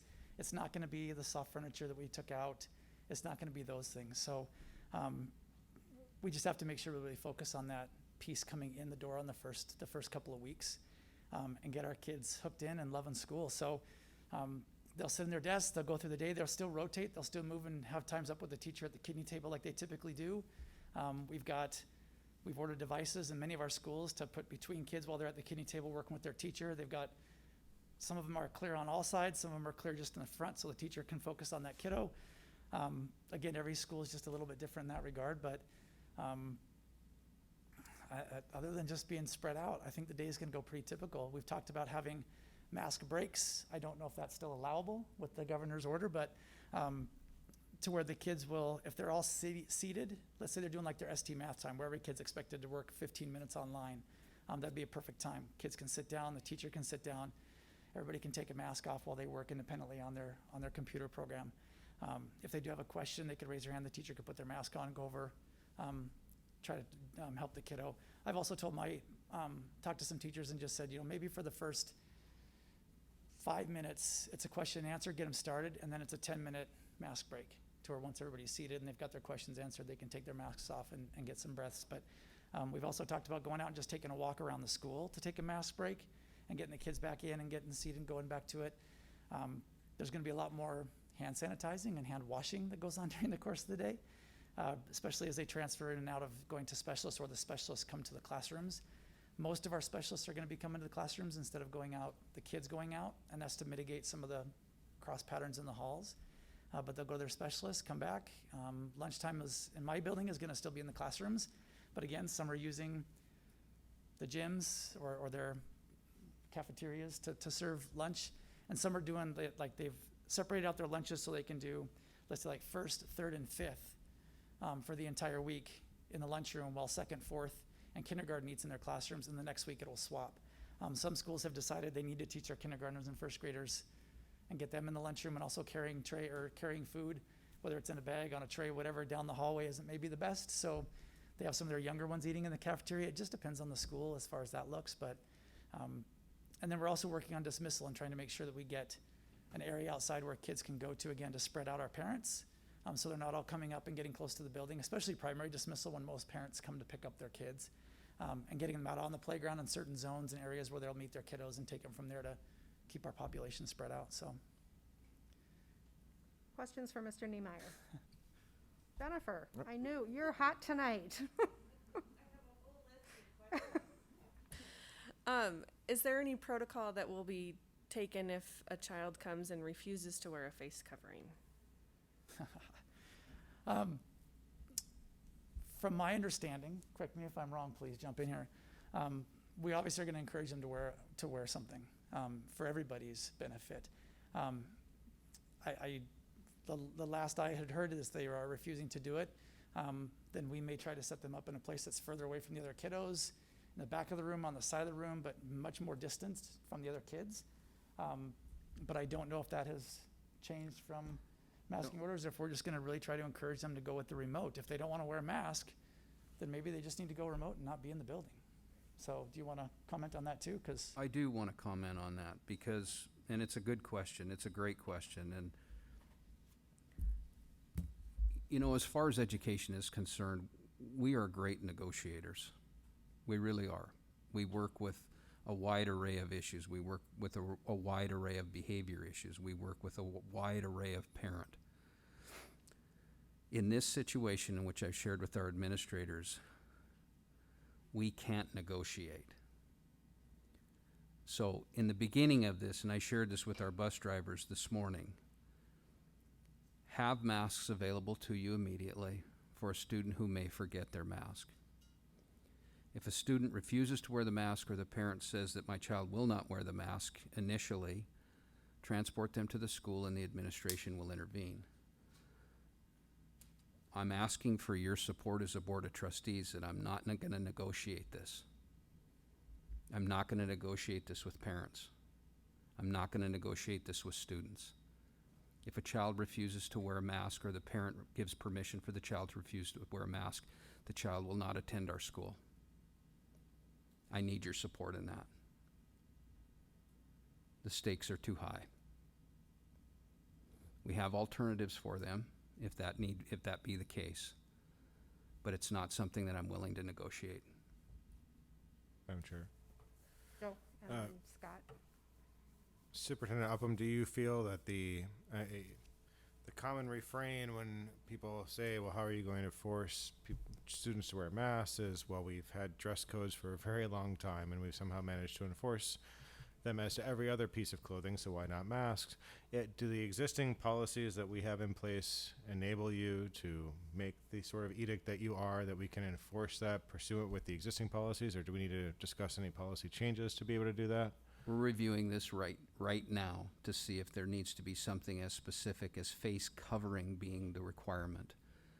We do have the progressive discipline that will cover this from a holistic global perspective, but we are walking through the specificity of face covering and masking right now. So if we, I seem to have vaguely recall that we have to have policies being read 3 times before they become into effect. So is this if the language of the policies don't allow you to do this, are we going to have to wait 3 months until we can enforce something like that? No, I believe we have the language in place to take the action needed. It's just a matter of, do we want to add more specificity to the terminology of face covering? Thank you. Yep. Scott? He covered it? Okay. Any other questions for Madam Chair? Travis? I had Brian. one, or more or less a comment, actually. So over the last several months, we've had to spend a lot of time diving into specifics, and like Felton said, we've been forced to pick best bad choices for months. I just really want to say thank you, sir. To come,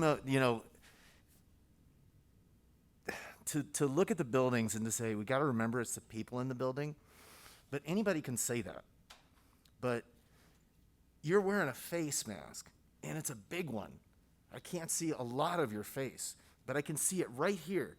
The passion and the drive and the excitement to get back to school. We have a lot of best bad choices to make and to follow up on and to deal with and to talk about, and then to talk about some more and to talk about some more. Thank you. Thank you for coming up here. And for me, it was just a reminder that, when we get through all the bad choices, at the end of the day, there are going to be some kids who are excited to come back to school. There are going to be some administrators who are excited to be back in their buildings. There's going to be some teachers. There's going to be entire teams thrilled to be back in that environment. All the soft chairs may be gone. All the things may change. But in your school, I don't think it'll make much of a difference. And it's because I don't think it will at any school, to be honest, because I Good. think that the energy you feel in a building, you feel it right when you walk in. Mm-hmm. You don't have to look and see what kind of decorations are there and the soft stuff. Like you feel it when you walk in. And so I feel like that's going to be the driving force. So Yeah. I do feel like it's going to be the people in the building that make all the difference in the world. And we're there ready to love on kids and teach our kids. So thank you. That's awesome. Appreciate Thank it. you. So Travis, before you sit down, the video that you had made on chains and links Yes. that you've shared out on your Facebook, on the Beartooth Facebook page. Would you, to end on a high note, would you just talk a little bit about the video and if the board members haven't seen it, to let them know where they can go to view it, because it's really phenomenal. Oh, thank you. I was actually really fortunate to meet this gentleman this summer, or not meet him, I should say, but just connect with him over Facebook this summer through an education group. His name is Joe Beckman, and he does a lot of inspirational videos. He's an inspirational speaker, motivational speaker, just through education channels across the country. And in my conversations with him and watching some videos, he had sent a couple to me and said, hey, what do you think of this? We're going to be putting it out. We're going to release it, and just got some feedback. And so I asked him if he could do something in the beginning of that to my school community. And so he talks first to my school community about asking the question, are you going to be a chain or a link? And the whole story is about the social emotional needs of kids.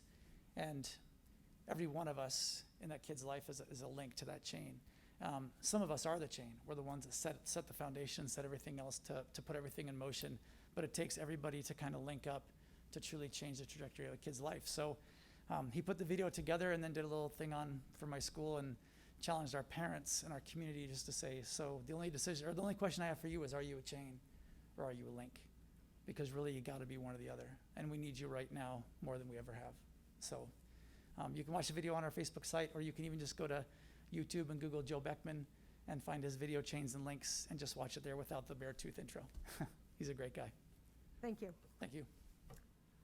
Madam Chair, Brandon had a follow-up to Trustee Hoffman's question on personal devices.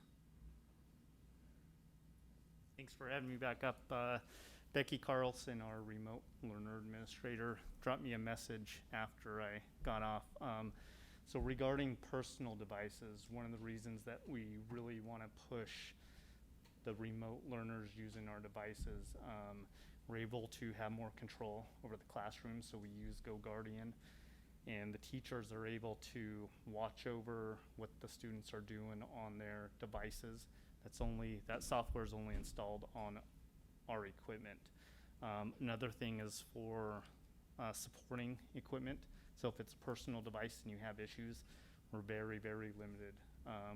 We can't remote into the device to try to fix it. I've pushed out to our staff, we don't want to be touching personal equipment. I don't want a Chromebook coming in and we touch it and it stops working at home, and then we own it. So with school devices that we own, we've got our software on there, it's secure, we have it runs through our firewall. We can direct traffic, so we have a lot more control over our school devices. So following up with her, yes, we want all students to be using school devices out at the homes. Thanks, Brandon. Any questions about that? Any questions? All right, thank you. Thank you. Superintendent? Madam Chair, that completes my superintendent report. Well, then I'm going to tag on again. Okay. So one of the questions that I had of you was, why with remote learning do we have the Wednesday as an open day? And you spoke to that being best practices educational model. Do you want to just close that loop? In my conversations with Becky Carlson, as far as the planning of a week, there does need to be a block of time that's used for collaboration and follow-up and connection in a different capacity. And so basically the school week is put together on best practice, and that's what that time is for. Thank you. Any other questions before we move on? Ms. Hoffman? So just to clarify that the remote learning is following the same school calendar as in-person learning also? Yes. Okay. And the school day. Right. Mm-hmm. And you can go on billingschools.org and look, and I sent that link to you as trustees, the day in the life of a remote learner, so, yep. Russ Hall? I have a follow-up. First on remote learning, did you speak to that remote learning isn't starting till September 8th. Did we Well, speak to that? initially, that was the initial plan, and then after discussions, we moved that up to, I have the schedule in front of me. Equipment checkout will be August 19th through the 22nd. Right in staffing, it's going on right now with the number of students in remote learning and balancing that all out. That's occurring right now. On August 24th through 28th, there'll be staff professional development. Staffing finalizes and providing the time for our remote staff to receive proper training. And August 28th, which is the Friday of the first week, will be a virtual meet and greet with teachers and students. And then August 31st begins the first week of instruction. Because That's moved up think- from September 8th. Right, Yep. okay. From what I think on the website, yeah, it is still showing from last I saw that, yeah, September 8th, happy first day of remote Yeah. school on the We'll make those changes. billingschools.news.org. And then lastly, I mean, again, I don't mean to beat a horse that has perished, but regarding, a 2-week block, I feel like this is going to be as popular as our first graduation plan. That's my concern. Okay. And so I would propose that we strongly consider an A and a B day. We are still seeing benefits of, the kids are seeing reduced contacts on each day. Okay. We don't have any evidence that breaking it up into 2-week chunks is going to reduce the transmission of a virus. So I would strongly encourage that we do an A and a B day, because we'll still see benefits. We'll see reduction. We'll still see those at the same numbers, 50 people per day. But there will be no learning loss. There are plenty of studies to support, an A and a B day block scheduling. Sure. Thanks. You betcha. Anyone else? Joe? Madam, Go ahead, Mike. Joe, then Jen, then Mike. Mike can go ahead. Thanks, Joe. Mike, then Joe, then Jen. Thanks. I just wanted to say I appreciate your concerns, Russ, and I know that, it's always the trade-off with these things, right?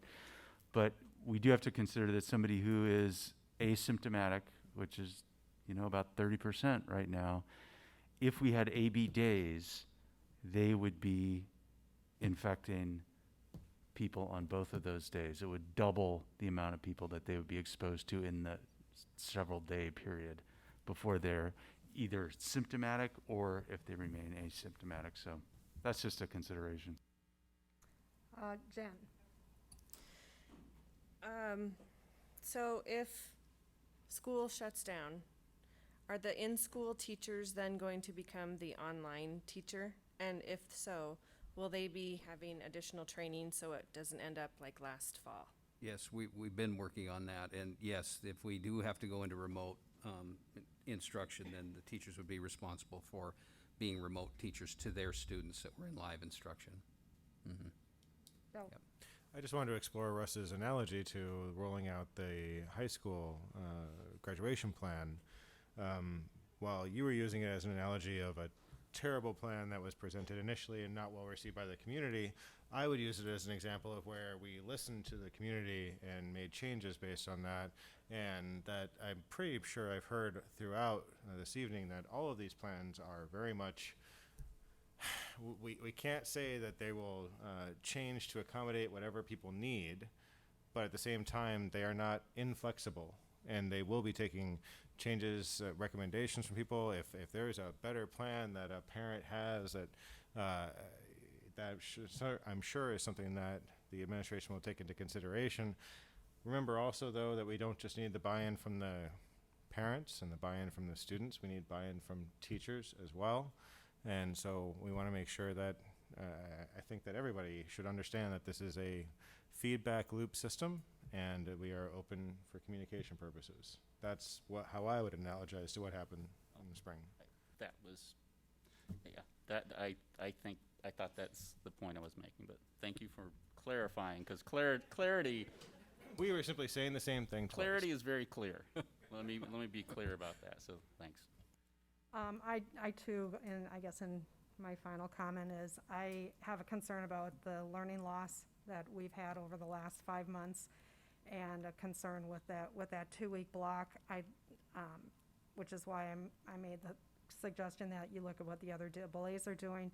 but also in consultation with our medical professionals, so that we get guidance from them as to, is it a concern, is it more of a concern if we would have the students 1 week on, 1 week off, or every other day, or something along that line. If you would look to the medical experts, and I am very, very appreciative of all of the work that you've put in, that our teachers have put in, that our administration has put in, that its support staff have put in, and the support that we have from parents and the community. It truly, if you get a chance to look at the video, we are links and we are chains, and we are all in this uncharted territory together. So, thank you. Yep, thank you, Madam Chair. Does that conclude your report? That concludes my report. All right, last call. Any other questions on this topic before I move on? I would request a short break before we move to the rest of the agenda. Is that possible? Question. I just am so appreciative of all of the work you all have done. It's just been phenomenal in answering all of so many questions, and your noontime Q&A has been great, and just really, really, really appreciate it. Thank you. There's been a request for a break, so why don't we take a 10-minute break? We'll reconvene at 5 to 8.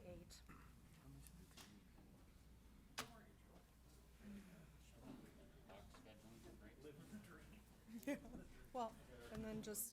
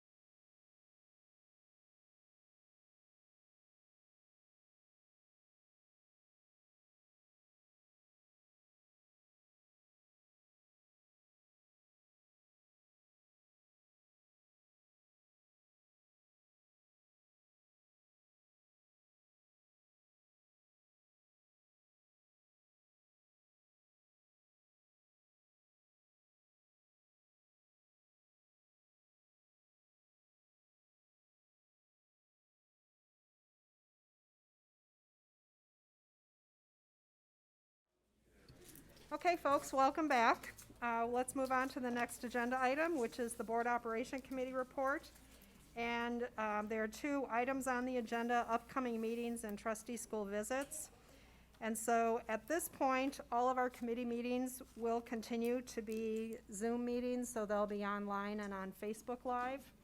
So that's board operation, planning and development, stakeholders, and planning and development. So again, all of the committee meetings we will continue to do as Zoom meetings. That has worked, I think, extremely well. There's been a lot of community engagement. For those of our board that are working, it gives them an opportunity to, over their lunch hour, attend these meetings. We've had more attendance from board members having the Zoom meetings, so I think it's really been a bonus to have, an unintended consequence and a positive bonus to have board members involved that both are on the committee as well as those that aren't on the committee but tune in for that time to continue to be engaged.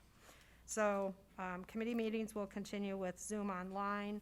The board meetings will continue with Lincoln Center down in the Lincoln boardroom, and we'll at this point continue to have members of the public in the Lincoln Center auditorium providing their public comment in the way that Mr. Weldon tested it out today. So those are my announcements on upcoming meetings. And then I did have a conversation with Superintendent Upham. He brought up trustee school visits, and he's talked about, opening school in phases and limiting outside folks or entities to schools. And so Superintendent Upham, I'll let you visit a little bit about, at this point, postponing or delaying trustee school Sure. visits. Thank you, Madam Chair. I didn't touch on it, or maybe a little bit earlier in the reopening plan, but I did when we went through the complete reopening guide. I'm asking the district to open up into a restrictive mode, which would mean that we're limiting any type of assemblies, any type of field trips, any type of large gatherings at all, at least for a period of time until we can watch our variables.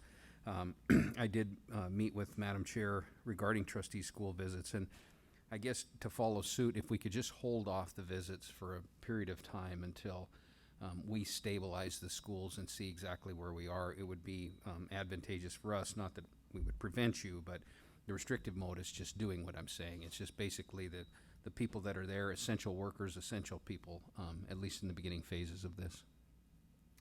Trustees have any comments? I know that for some of it's our most favorite part of being a trustee, getting in the schools and seeing the kids and seeing the interactions with their educators, but realize the importance, as Superintendent Upham has laid out, on restricting our opening, as it were. Joe, did you have your hand up? I did. Have you discussed that with our lawyers yet? Because there's a statutory requirement that expressly enumerates the duties of trustees, and it includes monthly school visits. I don't believe it's monthly school visits. I may be wrong, but I thought that the statutory requirement is that every school be visited at some point during the school year. That I do not know, but I can surely check that. I would really like that before we miss one of those dates. Okay.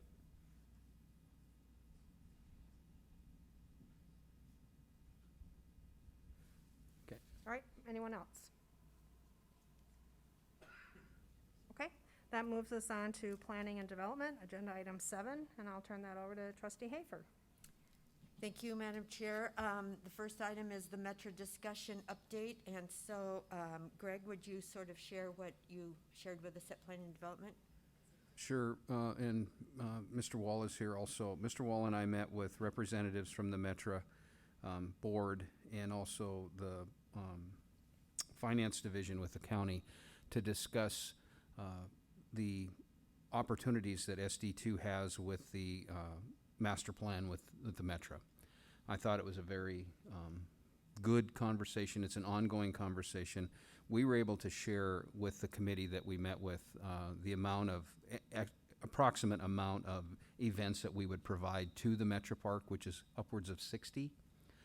We talked about the total number of attendees on average that would attend those events, just exactly what the costs would be, what the partnership would look like, as far as maintenance and planning, the level of events to be offered, and basically started to walk out the beginning phases of what the partnership would look like. I think it's favorable. I did ask the Metro Board when I attended their last meeting, which was a couple of weeks ago, to please share with us if there wasn't going to be the opportunity for the partnership, because the master plan is in play. There are 3 options in the master plan. 2 of those options include a partnership with SD2, and the events that we would put into the master plan are a football field, soccer, 10-lane track, and if there's any additional green space to support it. That's not been, that part has been yet to be discussed at a further point. But I'm really pleased with it. Mr. Wall, if you would like to add any comments to that, or if I've left anything out.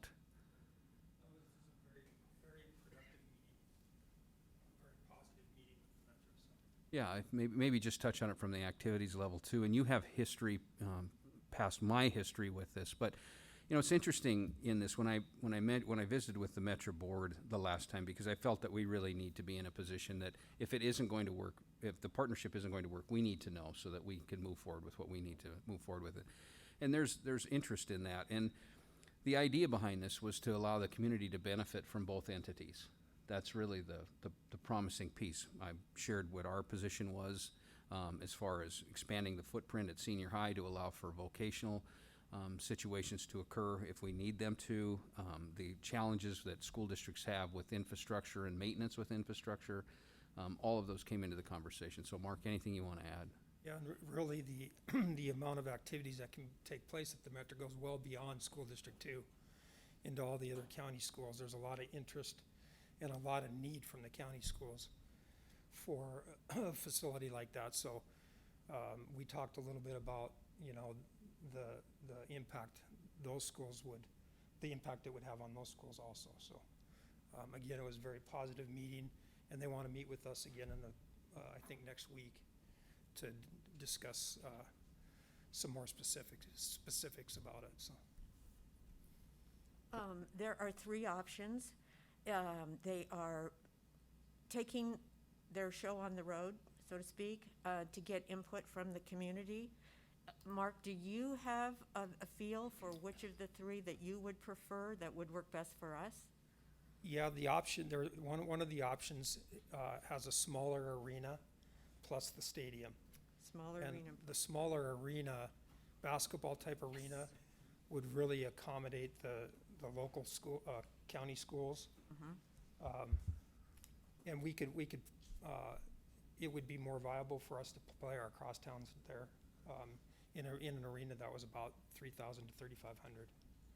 So that would probably be the one we'd vote for. Okay. And that being said, the Metro needs to maximize the income potential of their 3 options, so that's something they have to consider as well. So if they decide that another option would work better for them in that capacity, we ask them to let us know just as soon as possible. So does anyone have any questions on this? Greta? Is it the Metro Park Board that will be making the decision on which master plan to accept? Yes. Any other questions?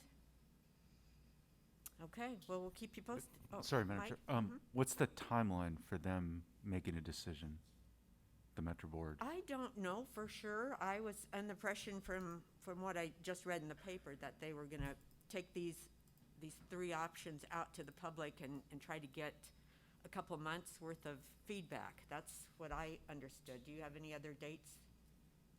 Well, I think they would like to run a bond in 2021, I think is what they said, and they're working with the city, of course, on to stay away from their bond, and we would work together on all of that. So it's sooner than later, I think.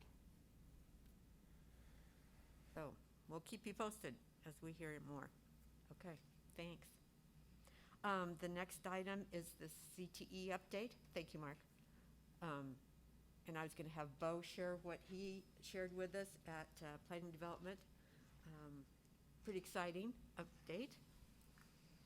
Yeah, so exciting news. So we've been looking the past year, basically since I started here, to try to find a partner for some of our home high school construction programs to help them figure out, projects that they can build. So we started off with, can we build a second house in town like we do with the Career Center house? And that one, it was maybe like a long-term goal, but not something that we could turn around as quick as we'd like to. So then we looked at for a few other organizations. NeighborWorks looked into that. Ran into some financing issues. So we finally, I think, have something that we're going to start with this year and then see where it goes. And I really like the potential of it. So one of our teachers at West High, Mr. McCaskill, he reached out and he had a contact with Fish, Wildlife, and Parks, who they run, I think the way that they're situated, they run about like 5 parks within a district. So that's like Chief Plenty-Coo is the one that we're working with right now, but they also do, Cooney Dam, some of the other parks around. So they have, their park staff is primarily a park warden or an administrator, and then they have a lot of AmeriCorps Vistas that, come and stay, do like a year-long commitment to the park, and they have a lot of trouble finding places for their staff to live. So we have a partnership now that we're working through the MOU with Fish, Wildlife, and Parks to build a cabin for those an AmeriCorps Vista to stay in down at Chief Plenty-Coo, where they currently have like a camper set up. It's been lived in for 10 years. It's not the most glamorous place in the world. They want to they're feeling like they're having trouble finding staff that want to live there. So we're going to start with this one. We're going to get an MOU established, and then I think this where I said this has a lot of potential. They have other, obviously, where they're in a 5-park district, they have other staffing, housing issues where some parks don't have any housing that they can provide to people. So we'll, again, start with this one and potentially do that. Some of them, I don't know if you know, they're also a government organization who has, taxes. They get taxes. They have revenue or not a lot of ways to create revenue. One of the ways that they're looking at is maybe having cabins available, so I can, rent one for a weekend and stay out at, at Cooney for that weekend. There's a lot of potential there. So that's where we're going to start with this one. We're going to get the MOU, and then in subsequent years, we're looking to, potentially have, maybe 3 cabins a year, 5 cabins a year. We'll kind of feel out this first project and see how it goes. But it's kind of our home construction programs kind of have I guess a partnership that we're going to start with here. And we did talk about too, because we're only going to build one.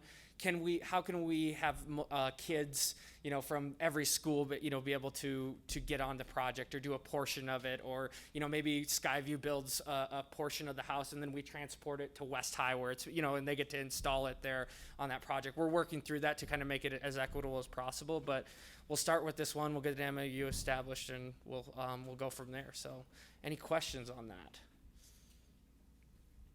And one other thing you shared is that it would be at the home high schools. Yeah. So they're Built at the home high schools. They don't have to go to the Career Center. So that was one thing that. We recently, Scott and his team they had a few projects that we walked through. So senior high, they built they have a concrete slab that just went, I think maybe late last week, where they have a place outside to build. Obviously a place where there's, some space issues anyway. So we have that one, and then West High, I believe, is either, in progress, or they have something similar where they've determined a space where they're going to be able to work outside. So we now have, we've got the facilities for these programs. We're working on, right now, going through lists to get them the equipment they need. The nice part about these types of partnerships is our kids, get an educational opportunity, but it also cuts down the cost of what that, a shed that they would go out in private industry and try to find is going to be, almost twice as much as what we could help. So it's kind of a mutually beneficial thing, and it is a way for our kids to either get building block, I guess, skills so that they can go out to the Career Center, or if it's something where I can't in my schedule work it in, I still have an opportunity to do a lot of the elements that would help me go get a job or be exposed in the construction building trades field. So, yeah. There is a site at Skyview too, right? Yep, they have it. They just didn't need as many updates. They had the space picked out. We're gonna, I think, maybe put up a fence there to make sure we protect that area. But the other two, we definitely needed to get some space dedicated to that. So I think it's all 3 have the capabilities now, or are somewhat equitable. And we'll obviously it's still part of a big longer term bond project. How do we make changes long term? But it really, I think, meets the needs of this partnership really well. Real positive start. Any other questions? Okay, thank you, Bo. Yeah. Very exciting. Okay, the next item is the land sale near Riverside. Do you have any updates for us, Scott, on that? Right now, we're waiting on the appraisal for the land. It's scheduled. I was contacted by the landowner, and he had a need to kind of speed up the project process a little bit for personal reasons. We are hoping to have the appraisal back for the next board meeting for your review, and then a decision can be made on it at that time.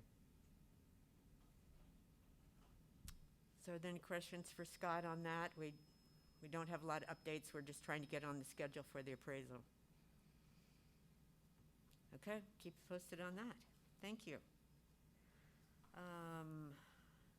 Facility rental fees, and that's Mark Wall. He has something to share with us. Okay, I believe this item is, we are asking for action on this item to update our facility use policy.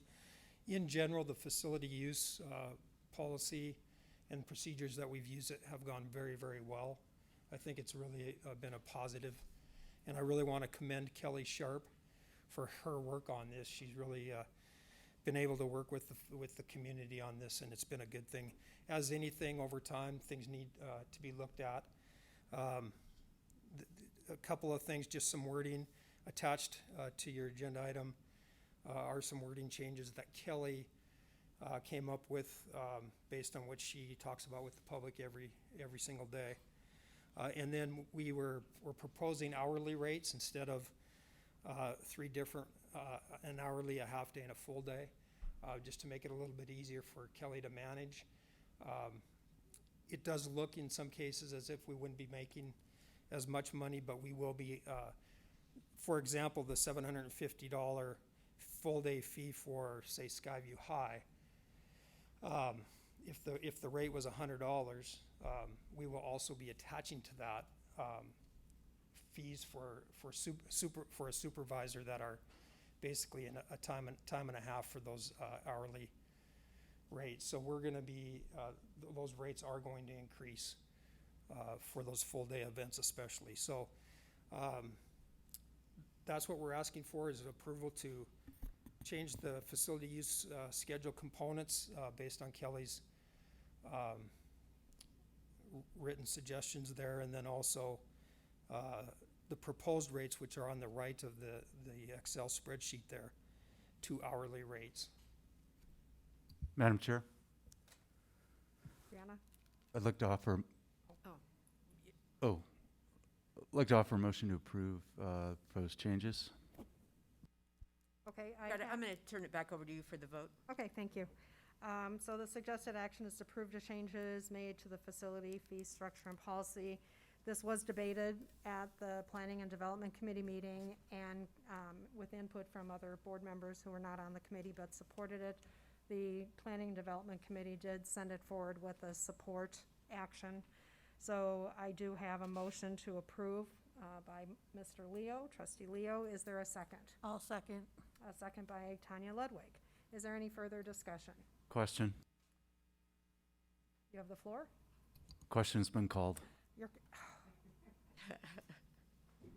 I'm getting back in the mode. Thanks, Mike. We'll call the question. All those in favor signify by saying aye. Aye. Aye. And those opposed? And the motion carries unanimously. Thank you, Mr. Leo, keeping me on track.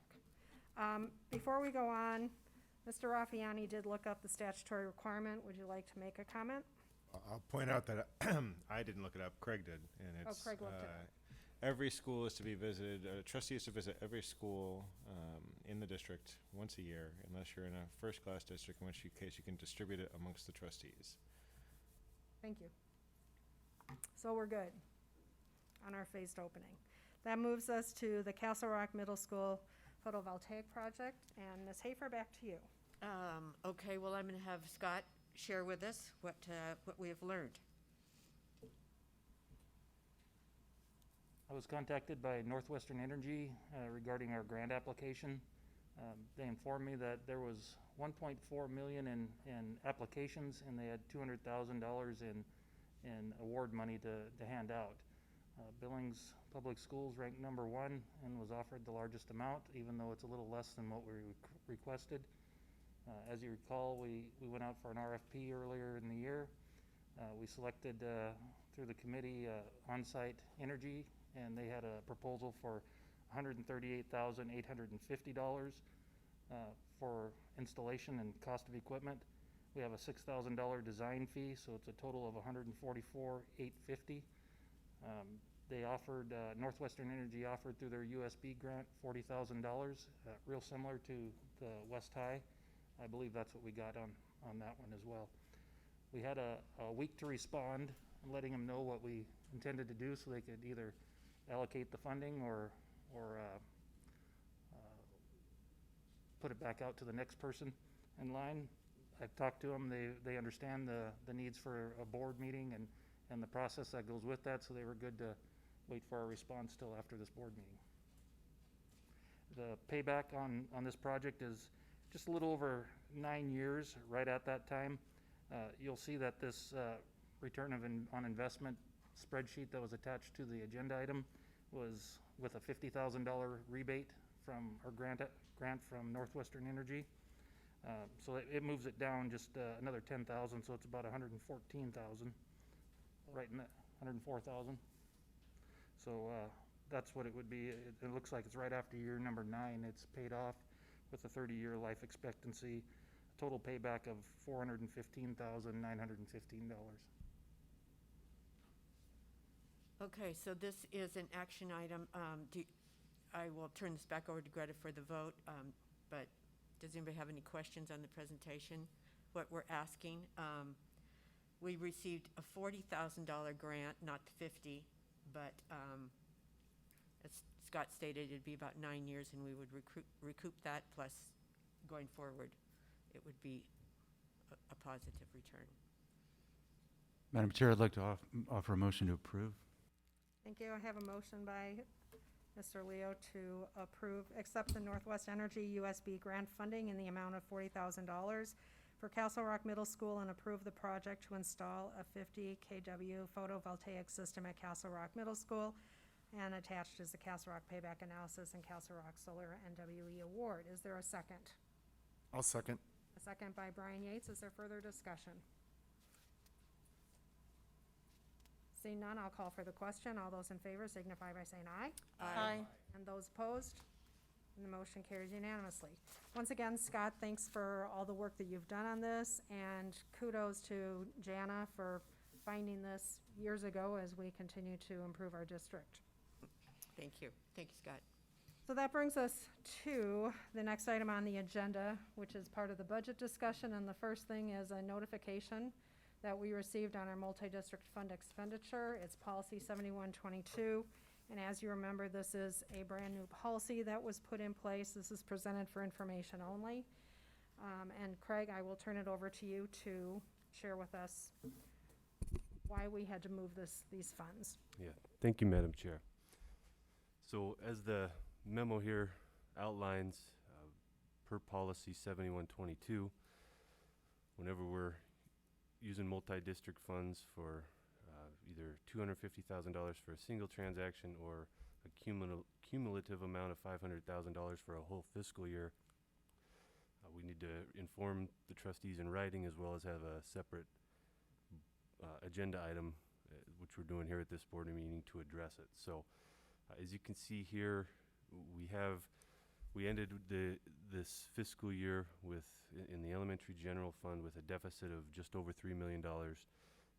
And so in order to get that backfilled and in line with our spending authority, in order to keep our auditors satisfied, we need to pull from other funds in order to make that backfill. So throughout the course of the year, we've been talking a lot about, okay, you know, this is going to be the multi-district that we use to fund the deficit. That's what we've done the prior 2 years. 2 years ago, when there was a roughly $900,000 deficit, the multi-district fund was used to backfill that. Last year, with the $2.4 million deficit, the multi-district fund was used again. This year, we took a different approach, just strategically looking at some of the money we have in various funds.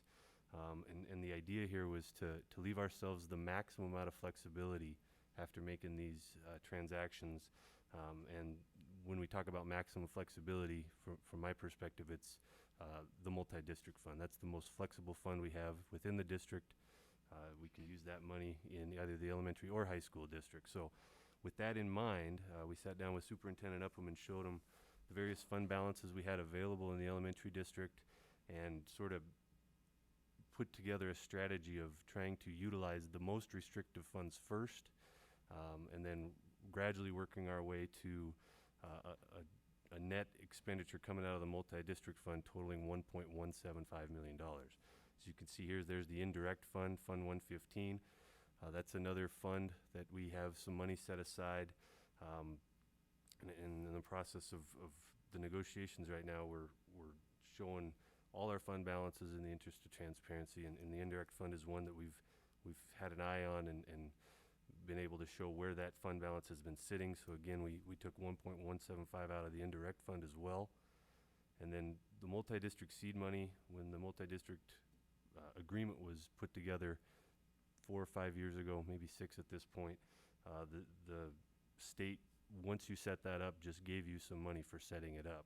So this $169 or so thousand has just been sitting there in this fund balance of Fund 115 ever since that was created. So again, we said, let's use that. We'll get that off of our books. And then finally, compensated absence fund, that's related to certain severance costs. It's a bit more restrictive where there's certain severance costs that you can book to the compensated absence fund. With a lot of retirements this year, we had roughly $560,000 that qualified to go against that compensated absence fund. So all up, all in, you can see about a $3,077,000 backfill. The overall deficit was not $3,077,000. It was closer to $3,016,000. But we leave a little bit of wiggle room there just in case we get late expenses that come in after the fact for the year, so that we can absorb those without having an audit problem. Questions? Joe? Craig, I know we're going to be voting on the budget a little bit later, and it's going to include the balances of these funds there, I would assume.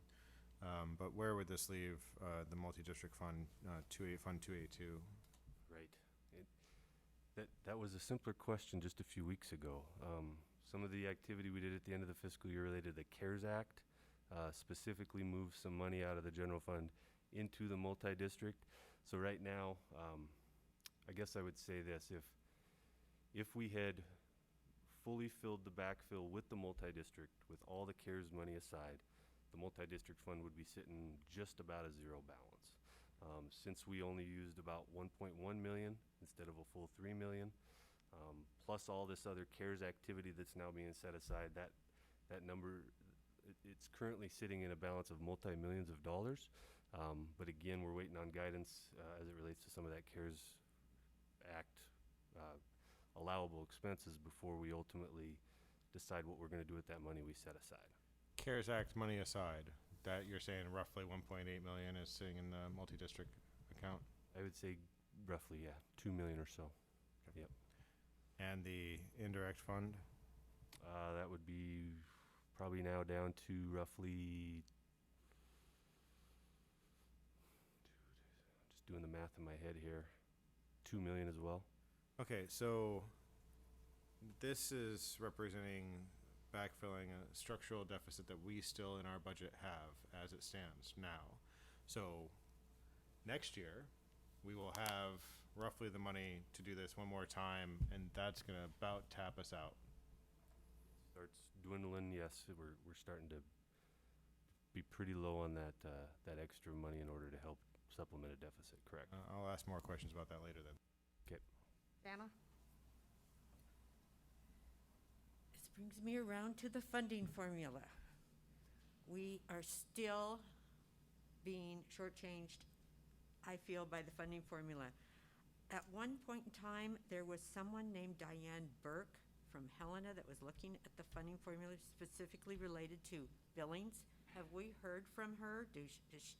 Do we have any direction as to how we can move forward? I know the state doesn't have any money, but it isn't, we can't just keep doing this year after year. Yes, Trustee Hafer, we met with Diane Burke. She did an analysis for us, and Craig, you want to maybe speak to that a little bit? Yes, I'm trying to recall back to which analysis she did. It's been a while, and I realize we have had other things on our plate, but this isn't going away is the problem, so. Give me one sec here, I apologize. I'm just gonna refresh my memory. That's okay. But It's the one that says we get less money than everybody else? yeah, that, That pretty much sums it up. yeah. Yeah, we did and are working with Diane Burke, and so the next step is to meet with our legislators, for sure. And I opened up those conversations prior to COVID and haven't had an opportunity to follow up since COVID. So Diane did an evaluation of our system, and it showed some challenges that we have that we've discussed, quite a bit here. But it's the next step in the wheel, the next step in the cog, for sure. But this is a legislative issue. Yep, for sure. And so I'm looking here, and part of what she does, she was really focusing in on our overall compensation and just trying to see how that lined up with our peer districts. So that was the first part of the analysis. She gave an extensive Excel spreadsheet view of lots of different comparisons. But really since that time, the next step in terms of looking at it from bringing in more revenue perspective, that conversation has not continued, so that's something we need to pick back up with Diane. Okay, we can't drop the ball on this because the budget is gonna keep being short. We've just, Agreed. okay. Yep. Has there been any discussion on the $300 million projected shortfall for the state government moving forward this year? Heard just some general conversation through various forums. Some of my colleagues across the state in the other AAs have mentioned, okay, what's this going to look like? We've been talking with the Montana School Business Association as well, just trying to get a sense of what that may mean. I think at this point the general consensus is it's too early to tell how that may affect us as school districts, but it is a legitimate concern and something we're keeping an eye on. Are there any other questions for Mr. Van Eyck on this particular agenda item? All right, thanks, Craig. And that will then move us on to the adoption of the FY21 budget. This is done every year in August. I'll turn that back over to you. All right, thank you again. So we had attached a recommended budget packet.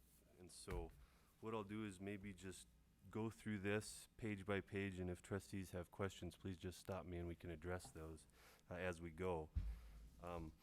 Really the first 5 pages are just a breakdown. You have a budget introduction on the first page, and then it gives just some descriptions of funds. These are the same descriptions we've carried over year to year.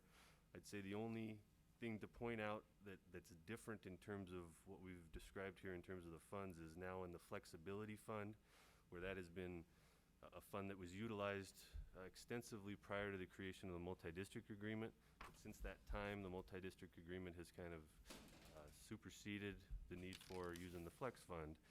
But now with the transformational learning money, as well as the Advanced Opportunity Act, that money that we've got from the state is now being filtered into the flex fund. So the flex fund is now active again, and that's money that we're using towards that CTE development. So that's restricted funds? Correct.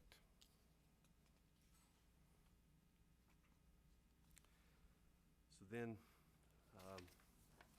moving forward to pages 6 and 7. So these are the official OPI budget reports. You have on page 6 the view for the elementary district. On page 7 you have the view for the high school district. And we'll look at each of these funds in some of the subsequent pages here.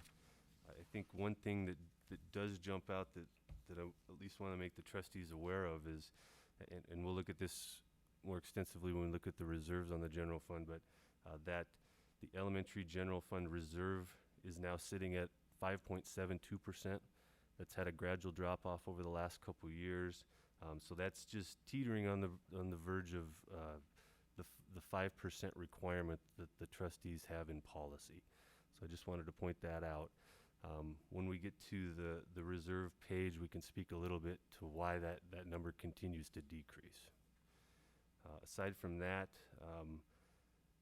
what we'll look at here in just a couple pages is the overall millage for all the budgeted funds and how much that has increased year over year. But again, this is the official OPI template.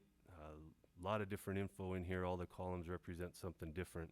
If there's anything on here in particular you want to question, we can certainly speak to it, but we'll probably get to the detail on a lot of these numbers in the upcoming pages.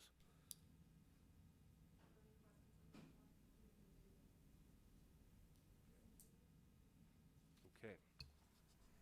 Page 8 is just some nice colorful pie charts that just show the general distribution of how the budgeted funds look overall in terms of total percentage of the total budget. But really you move on to page 9, and this is the number I've been curious about and been tracking throughout the year just to see what our overall mills were going to look like. So a few things to keep in mind as we look at this. We're looking at about a 2 mil overall increase. But a couple things happened over the course of this year that we were expecting that number to be a bit higher, at least in terms of the estimates we were putting out. So the first would be the remaining $8.4 million in bond proceeds in the elementary district were issued at the end of January. At that point, we were expecting about a 2 mil increase for that bond issuance alone. And then we also, of course, passed the elementary general levy in July, which at that point we were at $1.6 million. We were telling the taxpayers that would be about a 7.25 mil increase. So what you see here is not nearly the amount of mil increase that we had thought we would out of those two actions. Reason being, we had, again, there's a 2-year cycle of property tax assessments. Every 2 years they do a full valuation, and typically in that full evaluation cycle we may see a bigger jump in our property tax assessment. In the off years they just do a general assessment, not nearly as in depth, but again we saw another increase in our overall tax base. So that was very encouraging, and it's good to see that continuing to trend upward. Really what that means is you get to spread your tax burden across a wider tax base. And secondly, and we talked a bit about this when we were looking at our permissive levy estimates back in March when we were first starting to predict these. So you may recall back in the 2017 special legislative session, that's when the state was looking to find some money, and they eliminated some block grants for the school districts across the state. And they did so with the promise to return that money to school districts over the course of 4 years in guaranteed tax base. And so this is the 4th year of the reintroduction of that money, and so that state money is helping offset some of our increased costs and how they translate in terms of millage to our tax base. So again, I'm encouraged just based on the fact that we had the bond issuance and the levy passage, two great things this year, and overall we're seeing a pretty minimal mill increase on our tax base. Just to give some context, 2 mil increase shakes out to, on a $100,000 house, about $1.35 annually. So on a $200,000 house, that's about $2.70 annually. So your typical $200,000 tax assessed home will see an increase in their school district taxes of about $2.70. Yes? So that includes the levy that was just passed? It does. Wow. Yep. That's great. It's all up, all in. Thank you. Yep. Okay. So, moving on to page 10, and here's where we start looking at our general fund reserves. So starting with the elementary district, and maybe just a word on reserves. Reserves are funded if you have money left over at the end of the year that was unspent. Now, we have options of what to do with that money. One option is to send it to the multi-district fund, and in the last 5 or 6 years since that multi-district fund has been available, that's been one of the key areas that we transition money to because it's so flexible. But over the course of the last 5 or 6 years as well, there's been some money that's been set aside and also attributed to reserves to just keep them healthy. Now, what you see here on the elementary side is a dip from, roughly 5 years ago of $6.7 million in reserves down to 4.8. So the question is, okay, why is that number dropping? Because right now we're not spending out of our reserves. We haven't committed any reserve funding to cover any of our costs. And really what that is the result of is delayed protest taxes. And those have continued to bubble up over the years. And we see those ebb and flow. You may see a couple years where your reserves drop because you're not bringing in the cash in terms of revenue to cover your expenditures. And then you may see a year or two where your reserves are dropping, and then you may have a bunch of protested taxes that get resolved, and you may see a bump in your reserves as a result. Right now we're kind of dealing with the worst of two worlds. We've got some protested taxes that just keep adding up that have not been resolved. And we also have the elementary general fund deficit that doesn't allow us to have any money left over at the end of the year to put back into the reserves. Really, we're just trying to mitigate the deficit itself by pulling from other funds. So that trend is troubling a bit. And it's really, in my view, due to just the stranglehold the deficit puts on our ability to keep those reserves healthy. So at the end of this year, if we're dealing with, whether it's a surplus, a break even, or even a deficit scenario in our elementary general fund, at the end of the year, if we feel that our reserves are going to drop below that 5% threshold, we're going to have to put a plan together and figure out how we're going to keep it from doing so. That may involve pulling money from other funds just to plop in our elementary general fund reserves, or it could be an exception to the board policy of going below that 5%. So something to just think about that we may be having to address as we're going through this next fiscal year. Greg. Questions on, go ahead, Mike. Yeah, I recall, wasn't there a change in state law a few years ago that buffered or protected us from tax protest dips? Well, We can look into it, but I need to look into that. That doesn't ring a bell, but I may just not have that info. okay, we'll call MTSBA. Okay. Other questions on this? So Craig, it's a dip of $2 million from FY 2017 to 2021. Are there $2 million of protested taxes? Yeah, all in, yes.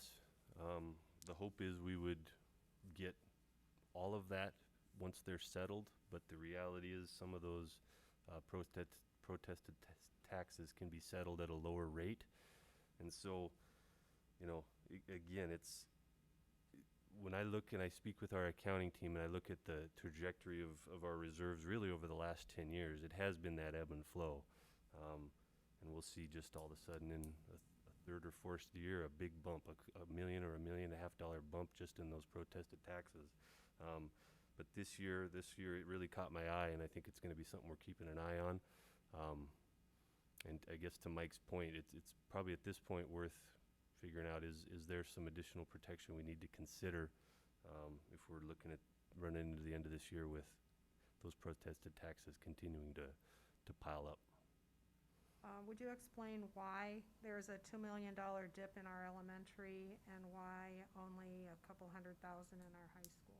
Yep, and really the reason being there, the last few years in the high school, we've been able to, we've had some surplus and have been able to set a bit of that aside in the reserves just to ease the bleed. Because they're dealing with the same problem on the high school side. The protested taxes are hitting both districts. But on the high school side, because we haven't had the deficit problem, we've been able to slowly feed in a bit more to our reserves to ease the drop, where we just don't have that luxury on the elementary side because of the deficit. Are there any other questions? All right, oh, wait, Joe.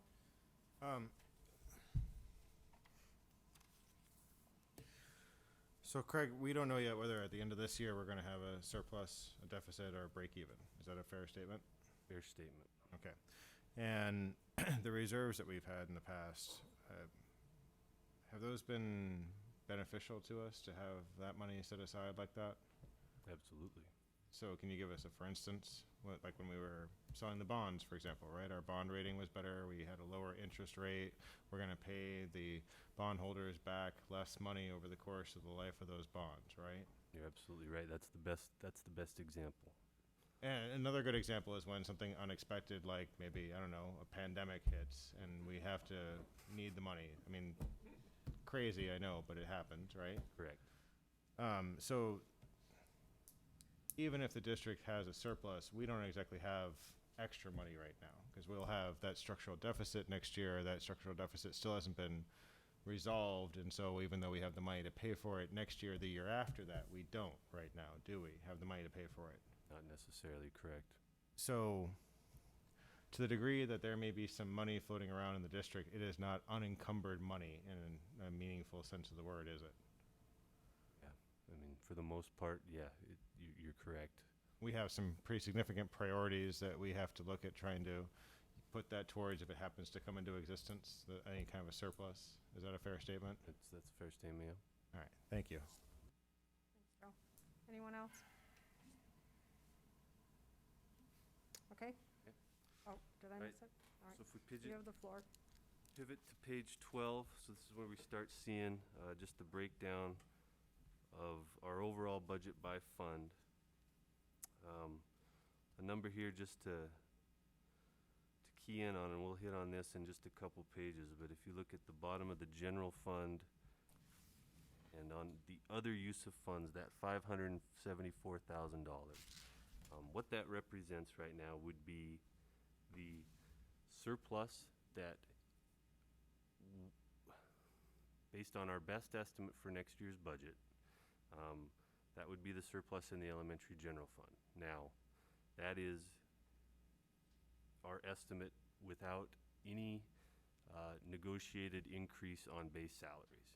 So right now, that would assume a 0% base salary across the board in the district.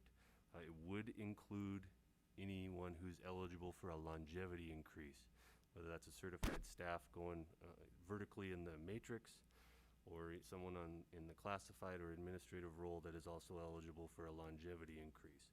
So those are included, but right now, that $574,000 would be the remaining amount in the elementary general fund, again, assuming a 0% on base salaries across the district. And we can look a bit more at that when we key in specifically on the elementary general fund page here. Outside of that, unless there's any other questions on this particular page, we could probably just look at the same view for high school. Yeah, go ahead. I do.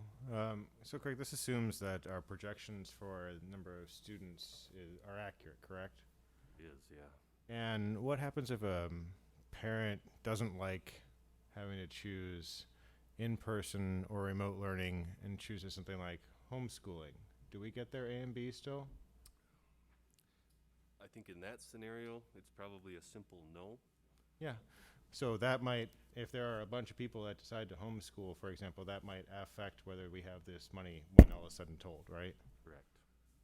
Are there any other reasonably unpredictable factors like that that might affect this bottom line?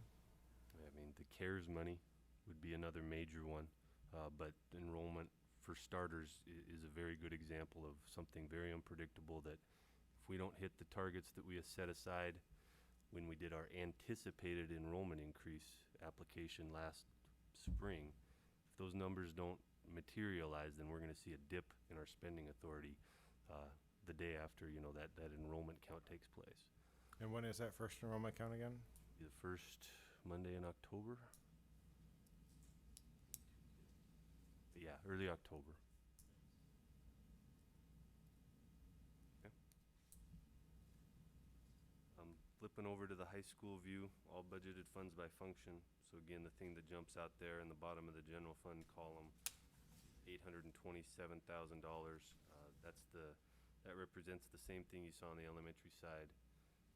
That would be the surplus in the high school general fund, right now assuming 0% increase on base salaries. Okay. Well, I guess, can you help me understand the question a little better?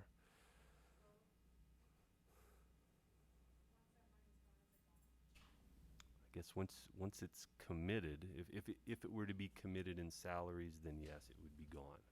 Because then the assumption would be that that perpetuates year over year.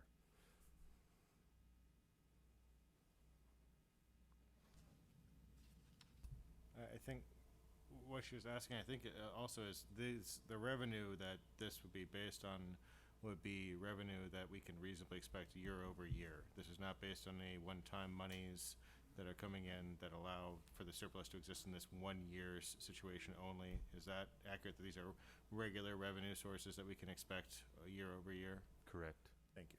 Unless our enrollment drops. Yeah. But to that point, unless our enrollment drops, yeah. That's probably the one variable. Okay. So page 14. This is looking specifically at the elementary general fund, and you can see some year-over-year comparisons. So in FY20, well, let's just maybe starting with the first column, FY16, and again, we're going to key in on that other use of funds row.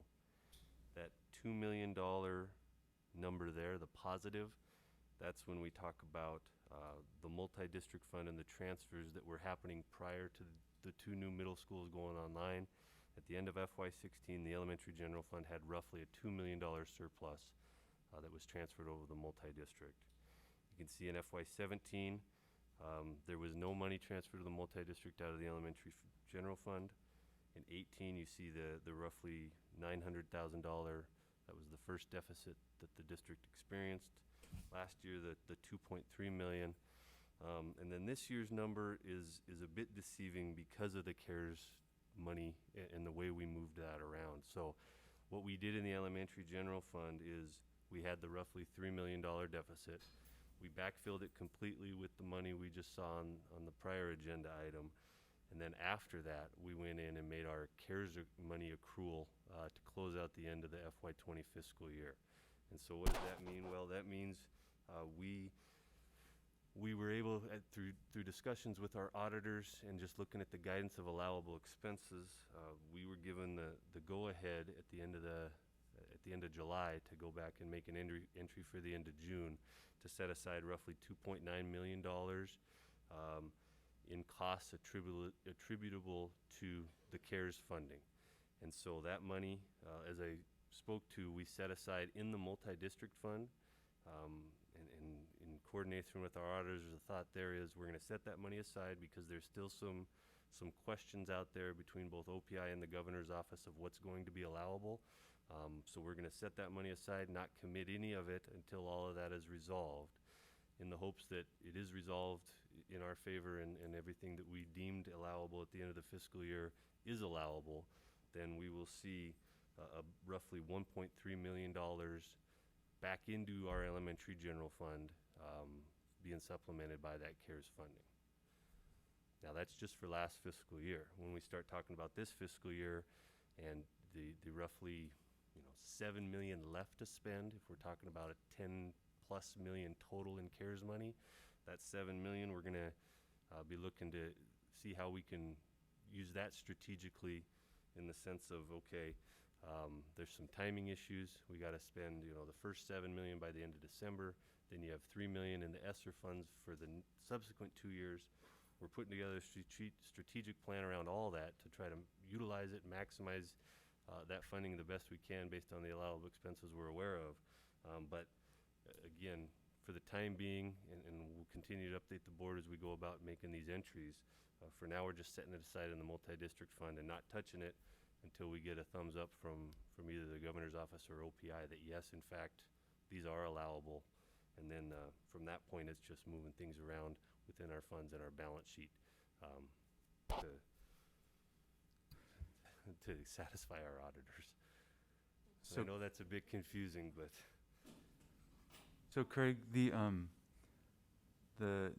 983.77 at the bottom of this fiscal, what does that represent? Yep, so that would be after we supplemented the $3 million deficit, then we had roughly $1 million less in cash come in versus what we spent. So this is back to that protested taxes question. So we basically brought in $1 million less in tax revenue than we spent for the year. That's what that represents. I will say this, if you pulled that 1.3 million for the CARES Act out of this column completely, you would still see about $1 million negative number down there, because the $1.3 million you see on that bottom row, there was an equivalent credit to the top two rows for salaries and benefits for $1.3 million as well. It's just the way we had to make the entries in order to make that accrual. So you'd pull both of those out of there, they net each other out, and you're still at about $1 million deficit. And what's the timeline on the resolution of those protests? It just kind of depends. Like I said, there's ebbs and flows. That's something that I don't really have a good gauge on when they're going to be resolved. And that's probably something we should put in place to understand, especially now that we're dealing with some cash flow. I wouldn't say problems, but at least it's on my radar as a concern now. So that is something we can probably work with the county to understand how long have some of these lasted, how many are new, and then maybe we can put together some reasonable estimates on when those might be resolved.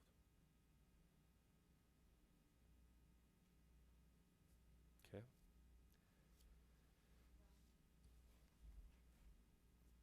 So the 3,077,000, that transfer is on this page. It's represented here, it's in these amounts. So then you look in 4 years, you look at the other use of funds, which is, I mean, just correct me if I'm wrong, correct me what it is that I don't see or understand. But in 4 years, that other use of funds, which is basically what goes into our reserves, that's a little over a $5 million swing in 4 years. That's a big swing. And if you count 5 years, that's $8 million. That's a number. Absolutely. Well, that's an easy way. There's nothing, I'm not seeing that wrong, No. right? Okay. You're right. Without I'm sorry. you're looking at it right, Brian. I mean, without the CARES Act piece kind of muddying the waters in here, and before that supplement, that would have showed a negative $3 million that we were backfilling. So you're right. Just over the last 3 years alone, just over $6.2 million that coming out of those various funds. Is there, of this 983, is it 100% protested taxes, or is there some of that revenue that will come in? Or should we kind of start counting it as $1 million? Yeah, it's really, there's nothing beyond protested taxes causing that. Okay, so that would mean, so then on top of that $8 million swing, that $1 million that 983 is going to come out of reserves. Potentially, unless they get resolved again in our favor for the full amount. But you're right, that's anything we're short, we're going to have to find another way to fund. So in 5 years, that's $8 to $9 million, somewhere in that range. That's a number. That's a really big number. Okay. All right, so we can move on to the high school general fund. Better picture here. You can see again on that other use of funds. Those all represent transfers of some sort, mostly to multi-district, sparingly to the reserves just to keep them healthy. This year's that $1 million you see there in FY20, that's really a representation of the high school had roughly $500,000 in surplus at the end of this year that was then transferred over to the multi-district, and then another $500,000 was set aside for the CARES Act funding. So that those two pieces combined come up to that $1 million. And then as you can see over there in the FY21 budget, again, with a 0% across base salaries, we're looking at roughly a $827,000 surplus as our best estimate at this time.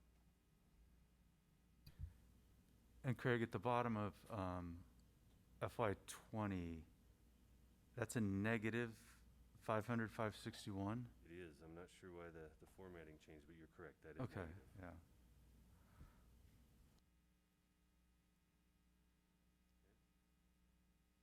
Any other questions on the general funds?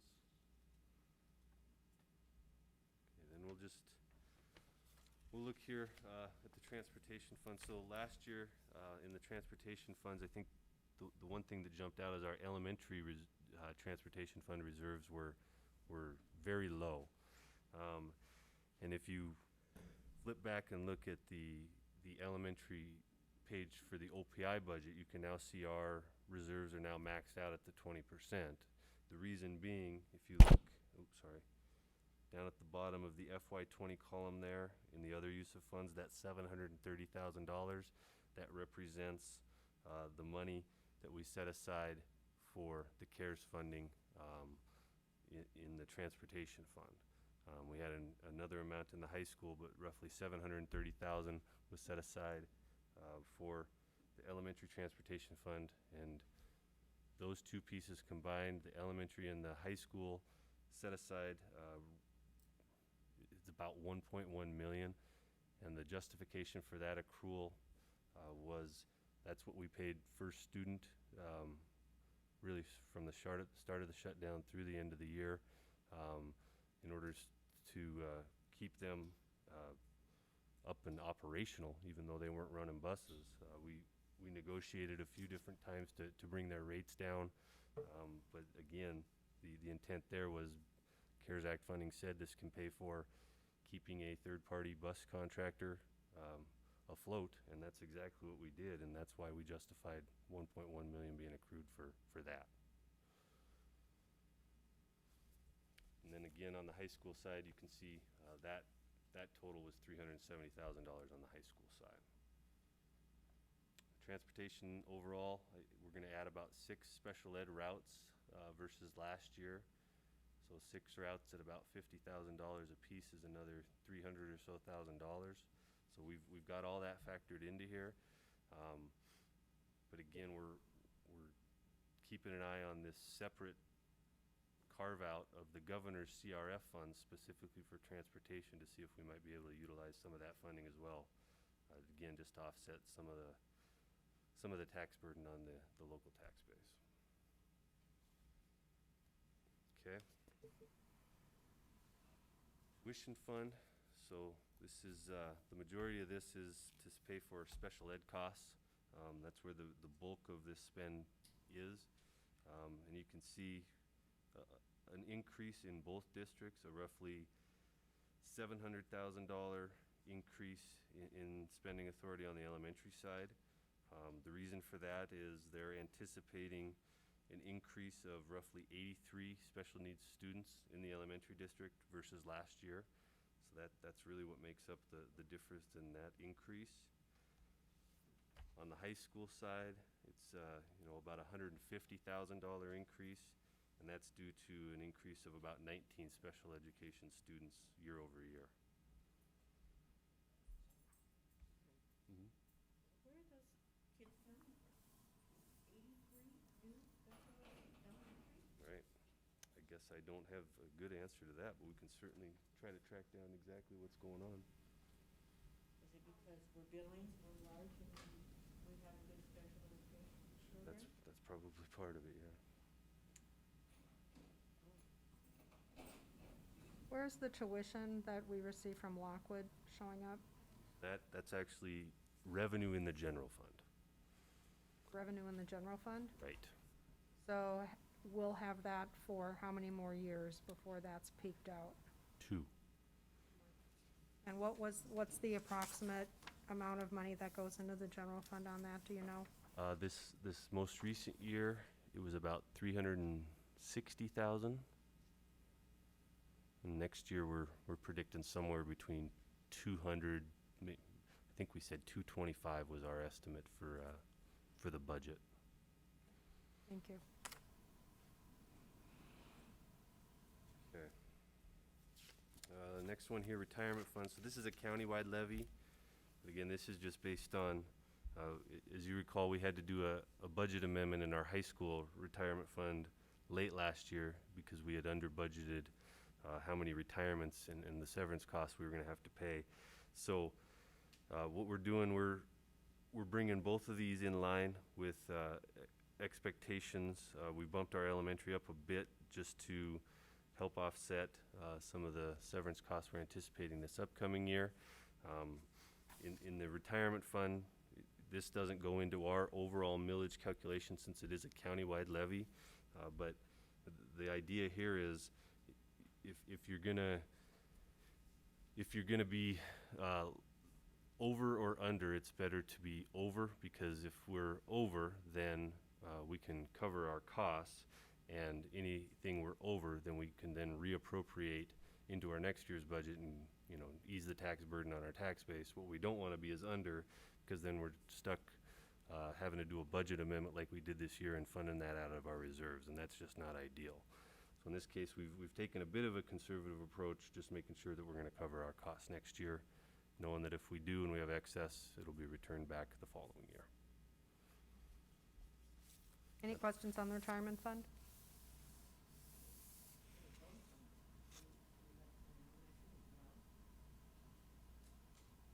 Elementary, so I was looking at this too. So some of this is the impact of protested taxes. So again, that's part of that, yes. And so that's what gets tricky, is you're looking at that net revenues expenditure line. That's really a cash inflow problem as opposed to structural imbalance of revenues versus your actual expenditures. It's really just cash timing. Okay. Any other questions on retirement? Next, adult ed. Really nothing to report here other than we've kept our adult ed overall spending authority amounts basically flat over the last 5 years. We're doing the same this year. So no major change on the adult ed. And just based on the fact that we're keeping our spending authority the same and our overall tax assessment on our property went up, our overall mills in terms of what we're milling for adult ed is actually dropping year over year. So, Would you explain why there's an elementary budget for adult ed?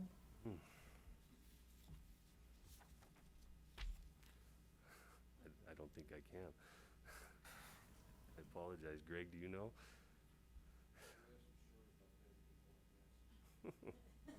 I don't know. I'll get the answer. All right, thank you.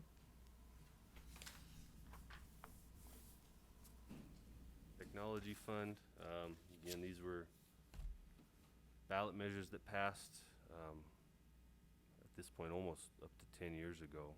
And then what those ballot amounts were for is all that you can levy for. So the technology fund has also stayed consistent year over year, just because we aren't able to increase the spending authority there unless we go back to the taxpayer and ask for an increase. So similar to adult ed, since that's consistent year over year, we're not increasing the spending authority just based on the increased tax assessment. The mills overall on technology are dropping year over year. Okay. Any questions on the technology fund? And it does go back about 10 years. It was one of the first levies that we ran that was successfully passed. Again, appreciate the support of the community. It was when I think there was an educational campaign that technology is a tool, not a toy.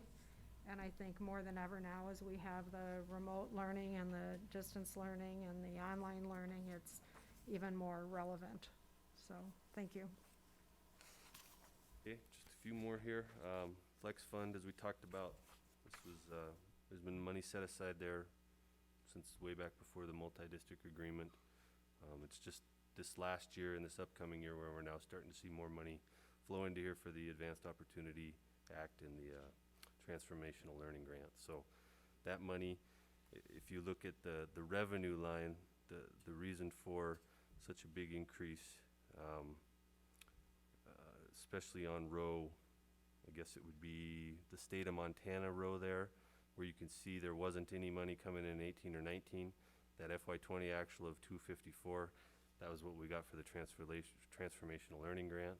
And then the 345 that we're predicting in FY21, that's a combination of our Transformational Learning money and the Advanced Opportunity Act. So that's all that new money coming in. And you can see the same impact over on the high school tab. 254 coming in FY20 for Transformational Learning, and 497 is a combination of Transformational Learning and Advanced Opportunity Act. Everything else within the Flex Fund is just staying stagnant. So instead of being more flexible, it's more restrictive. Yes, it is. Okay. Debt service. The only change in debt service was the issuance of that $8.4 million in elementary bonds. Again, that's why you see both the revenues and the expenditures on the elementary side increasing. That's the impact of those being issued. On the high school side, you can see spending authority and the expenditures are dropping off, and that's simply because as we continue to pay off our high school bonds, our principal and interest payments become less year over year. And the last one on here, the Building Reserve Fund. So this is the new fund that the permissive levy that the state allowed districts to start utilizing recently as well. And so these are capped based on your total spending authority. There's a certain percentage that they allocate that you can permissively levy for the building reserve. So in this case, our overall year-over-year spending authority isn't changing much, but what you do see here, and it's not really visible on this tab, where it's more visible is on the OPI budget view.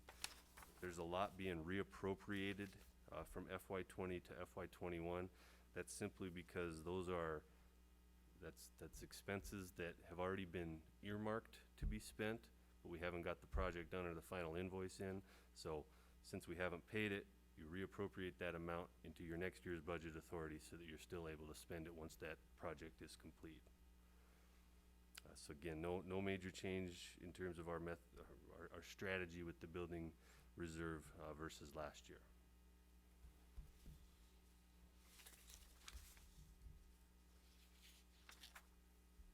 So that wraps it up for the budget packet. Okay. Any final questions for Mr. Van Ice? Joe? I have a motion. Before you make the motion, Craig, according to the motion, it has the statement, allow administration to make changes as necessary to submit the budget to the Office of Public Instruction. Would you explain why that is on there, please? Yeah, the idea is the budget isn't officially due to OPI until August 25th.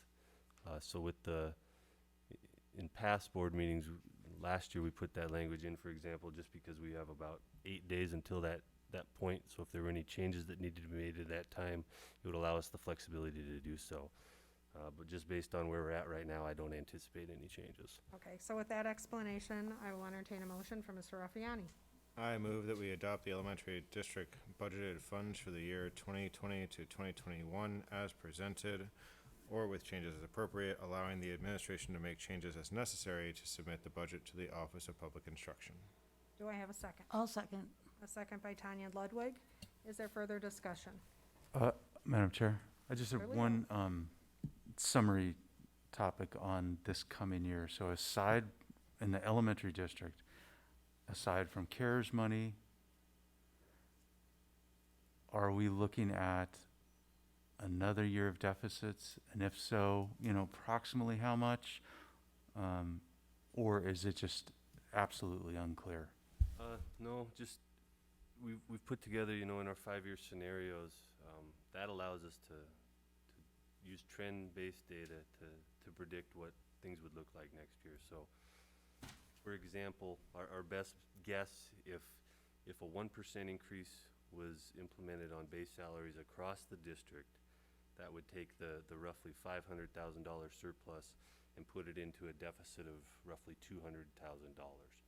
So about a $700,000 swing. So it's probably safe to say that for every percentage doled out on the elementary side, you're probably looking at about $700,000 of increased costs. Any additional questions or comments? So I have a motion and a second. This is elementary only, which means that Russ and Jen are not included in the vote. So all those in favor signify by saying aye. Aye. Aye. Those opposed? And the motion carries. The next suggested action is to adopt the high school district with the same language. Do I have a motion for that, please? So moved. By Joe Raffiani, and a second. I'll second. A second by Tanya. Is there any further discussion on that item? All right, I will call for the question. All trustees vote. All those in favor signify by saying aye. Aye. Those opposed? And the motion carries unanimously. Thanks, Craig, for all the work you and your team have been doing to put this together and shepherding us through the process. And thank you. And I do want to give a shout out to the business team with everything going on this summer. Just closing the books and putting together the budget, everyone really went above and beyond. So a big thank you to the business office team. Thanks. It's a great team. Moves us on to bond projects update. Mr. Scott Ryder, take the podium, please. I just wanted to be clear that the attached photos that are on there aren't all bond projects. They are also a variety of other projects, including hail and building reserve projects and items that our facilities staff completed. And they've done a great job as well. And they were short 10 staff members this summer, so they picked it up and covered everything. And what they weren't able, the custodians did a fabulous job of picking up what facilities couldn't get to. But we can go through these projects real quickly. You have the pictures there. I'll just kind of talk about some of the projects that we had.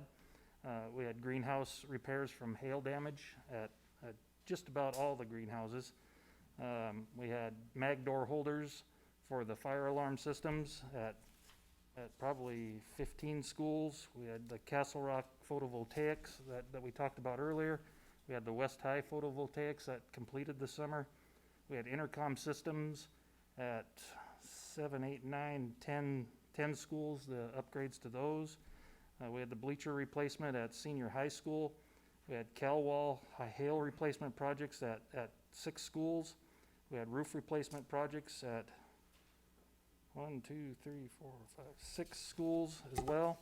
We had asphalt maintenance and repair projects at multiple elementary and high school sites.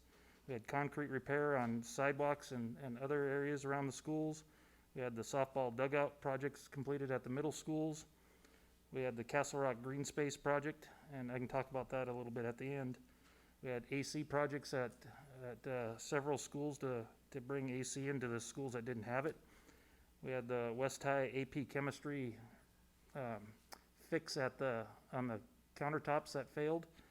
We have the tech ed upgrades at all 3 high schools. We had the Skyview AP chemistry project. We had mechanical hail repairs to a lot of the equipment on the roof, and we had the West High restroom project. It was kind of an upgrade to the West High restrooms. This is the second year for those. We had one last year as well. So the Castle Rock Green Space project was delayed slightly due to a utility running through the entryway from Constitution onto the parking lot. And that's being worked out, and it's held up the paving part of the project. So that part was held. They were hoping to do both with the playground up at Castle Rock, the parking lot at Constitution, and the driveway, but they were unable to do that. So they're doing the parking lot and the playground right now, picking up the driveway as soon as the utilities finish moving. The two of the fields have complete topsoil put on, and the sprinklers are being installed right now. The third field has got all the topsoil put in. It hasn't been leveled yet, but they're working on that as we speak too. Thank you. Are there questions or comments for Mr. Ryder? You know, Scott, as I looked across the projects that were done, it continues to go to the core of our board, which is equity across our district. And I see that you've done a really great job in continuing that across our district. So thank you very much, appreciate it. And all the hard work that they did this summer. Thank you. And next item on the agenda is AA Caucus Legislative Report. I don't have anything new to report from MTSBA. We get constant email updates from them. As far as legislatively, I think Mr. Felton covered some of the legislative mandates that have come out from Governor Bullock, the latest one being his mandate on masking at schools, that I believe it's if you have more than 4 cases in the county, it's a mandatory mandate in the schools. So that's about all that we have from that agenda item, unless, Mike, did you have anything to add? No, Madam Chair. All right, thank you. And we get to the consent agenda, which is used to conserve time, contains items of routine nature, which normally do not require deliberations from the board. No items have been separated, so the suggested action is to approve and accept the items within the consent agenda without objection to the recommended action. Do I have a motion? So moved. By Joe Raffiani, and a second? Second. And a second by Tanya. All those in favor signify by saying aye. Aye. Those opposed, and the motion carries, and without objection, we'll adjourn. We are adjourned. Thank you. Great to see you all.